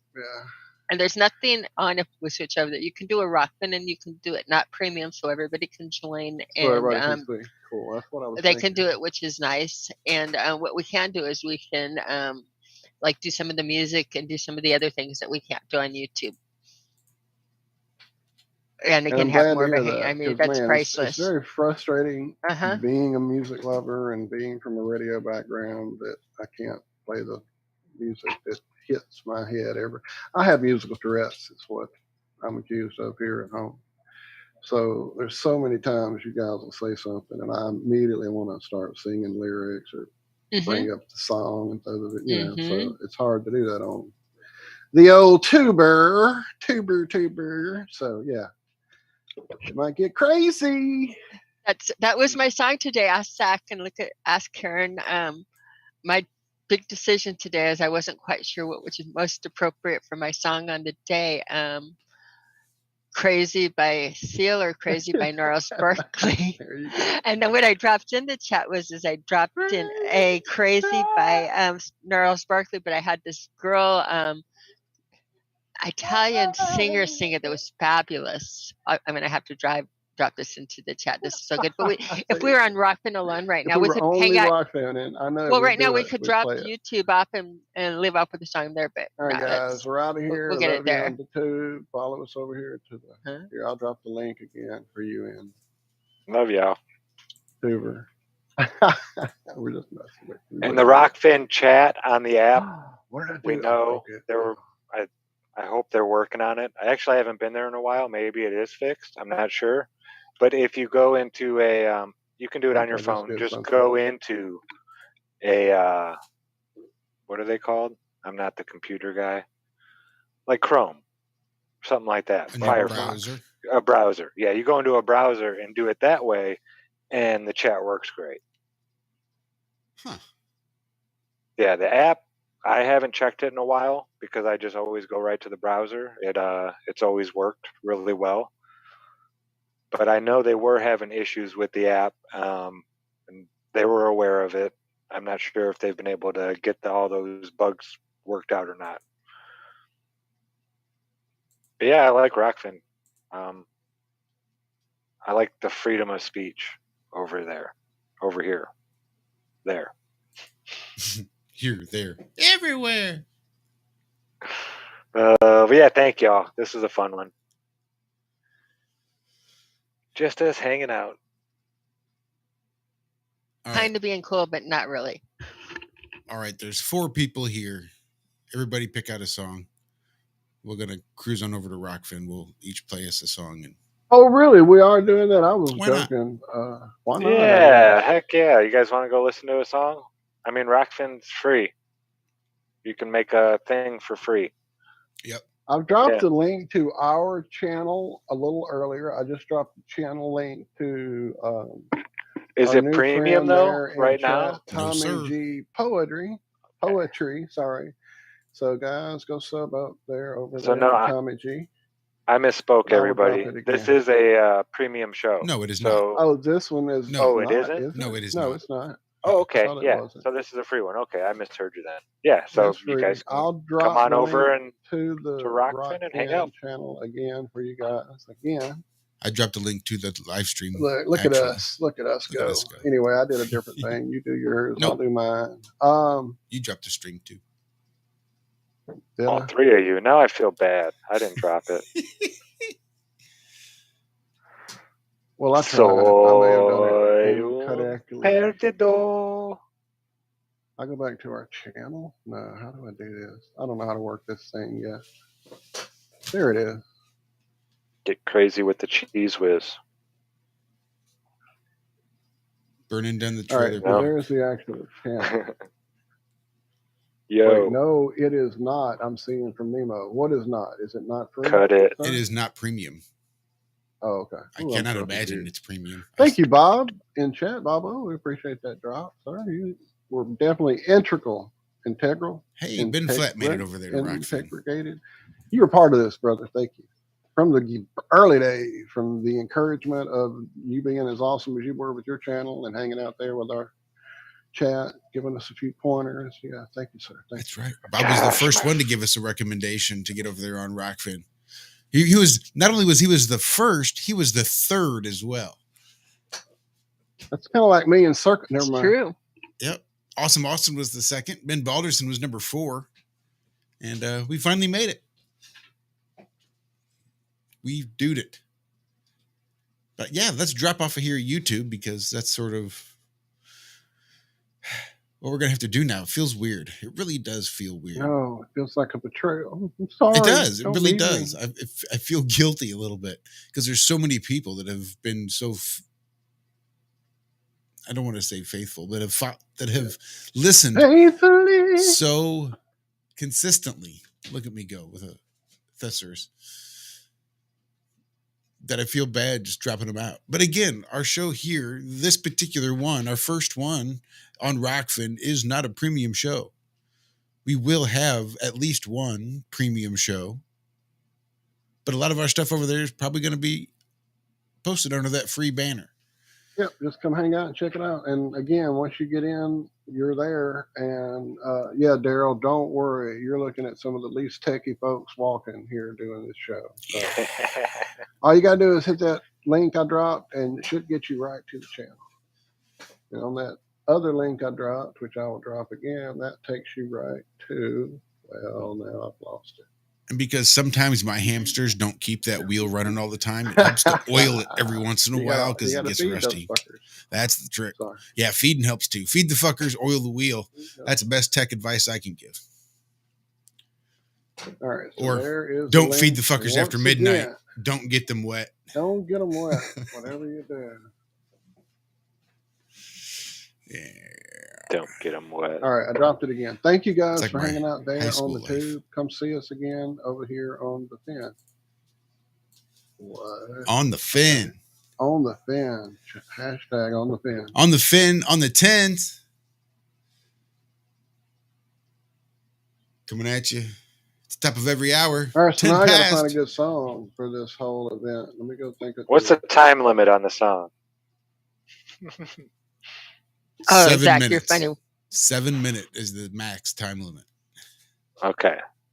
Tell me when you have YouTube down, and I'll. Mine was going to be 12:08. That just means I get 2 songs. Because I can actually try to play mine from here if that's easiest. I'm trying to be not so much of a girl, and it's bad. I call my so much of a girl, but Karen can do all of this stuff, so it's not a excuse now, is it? Joke's on you. I've got 47 of my favorite lines from songs all ready to go. I'm just going to zip right through them real quick. Yeah. Excellent. All right, let's go ahead and get the hell out of here, at least off of YouTube. I hope we've given everybody enough time. I know Ben Flat made it over there to Rockfin, so I'm sure other people can if they're gonna, and I sure hope you do. I do too, man. Thank you guys if you didn't, and if you do, thank you, and thank you all for hanging out and tipping. Super chatting and love y'all.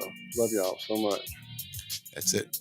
Otherwise, we will see you right back here on YouTube on Tuesday morning, or again on Friday night for Have No Sphere. In the meantime, you guys be good, be well. We love you. Bye-bye.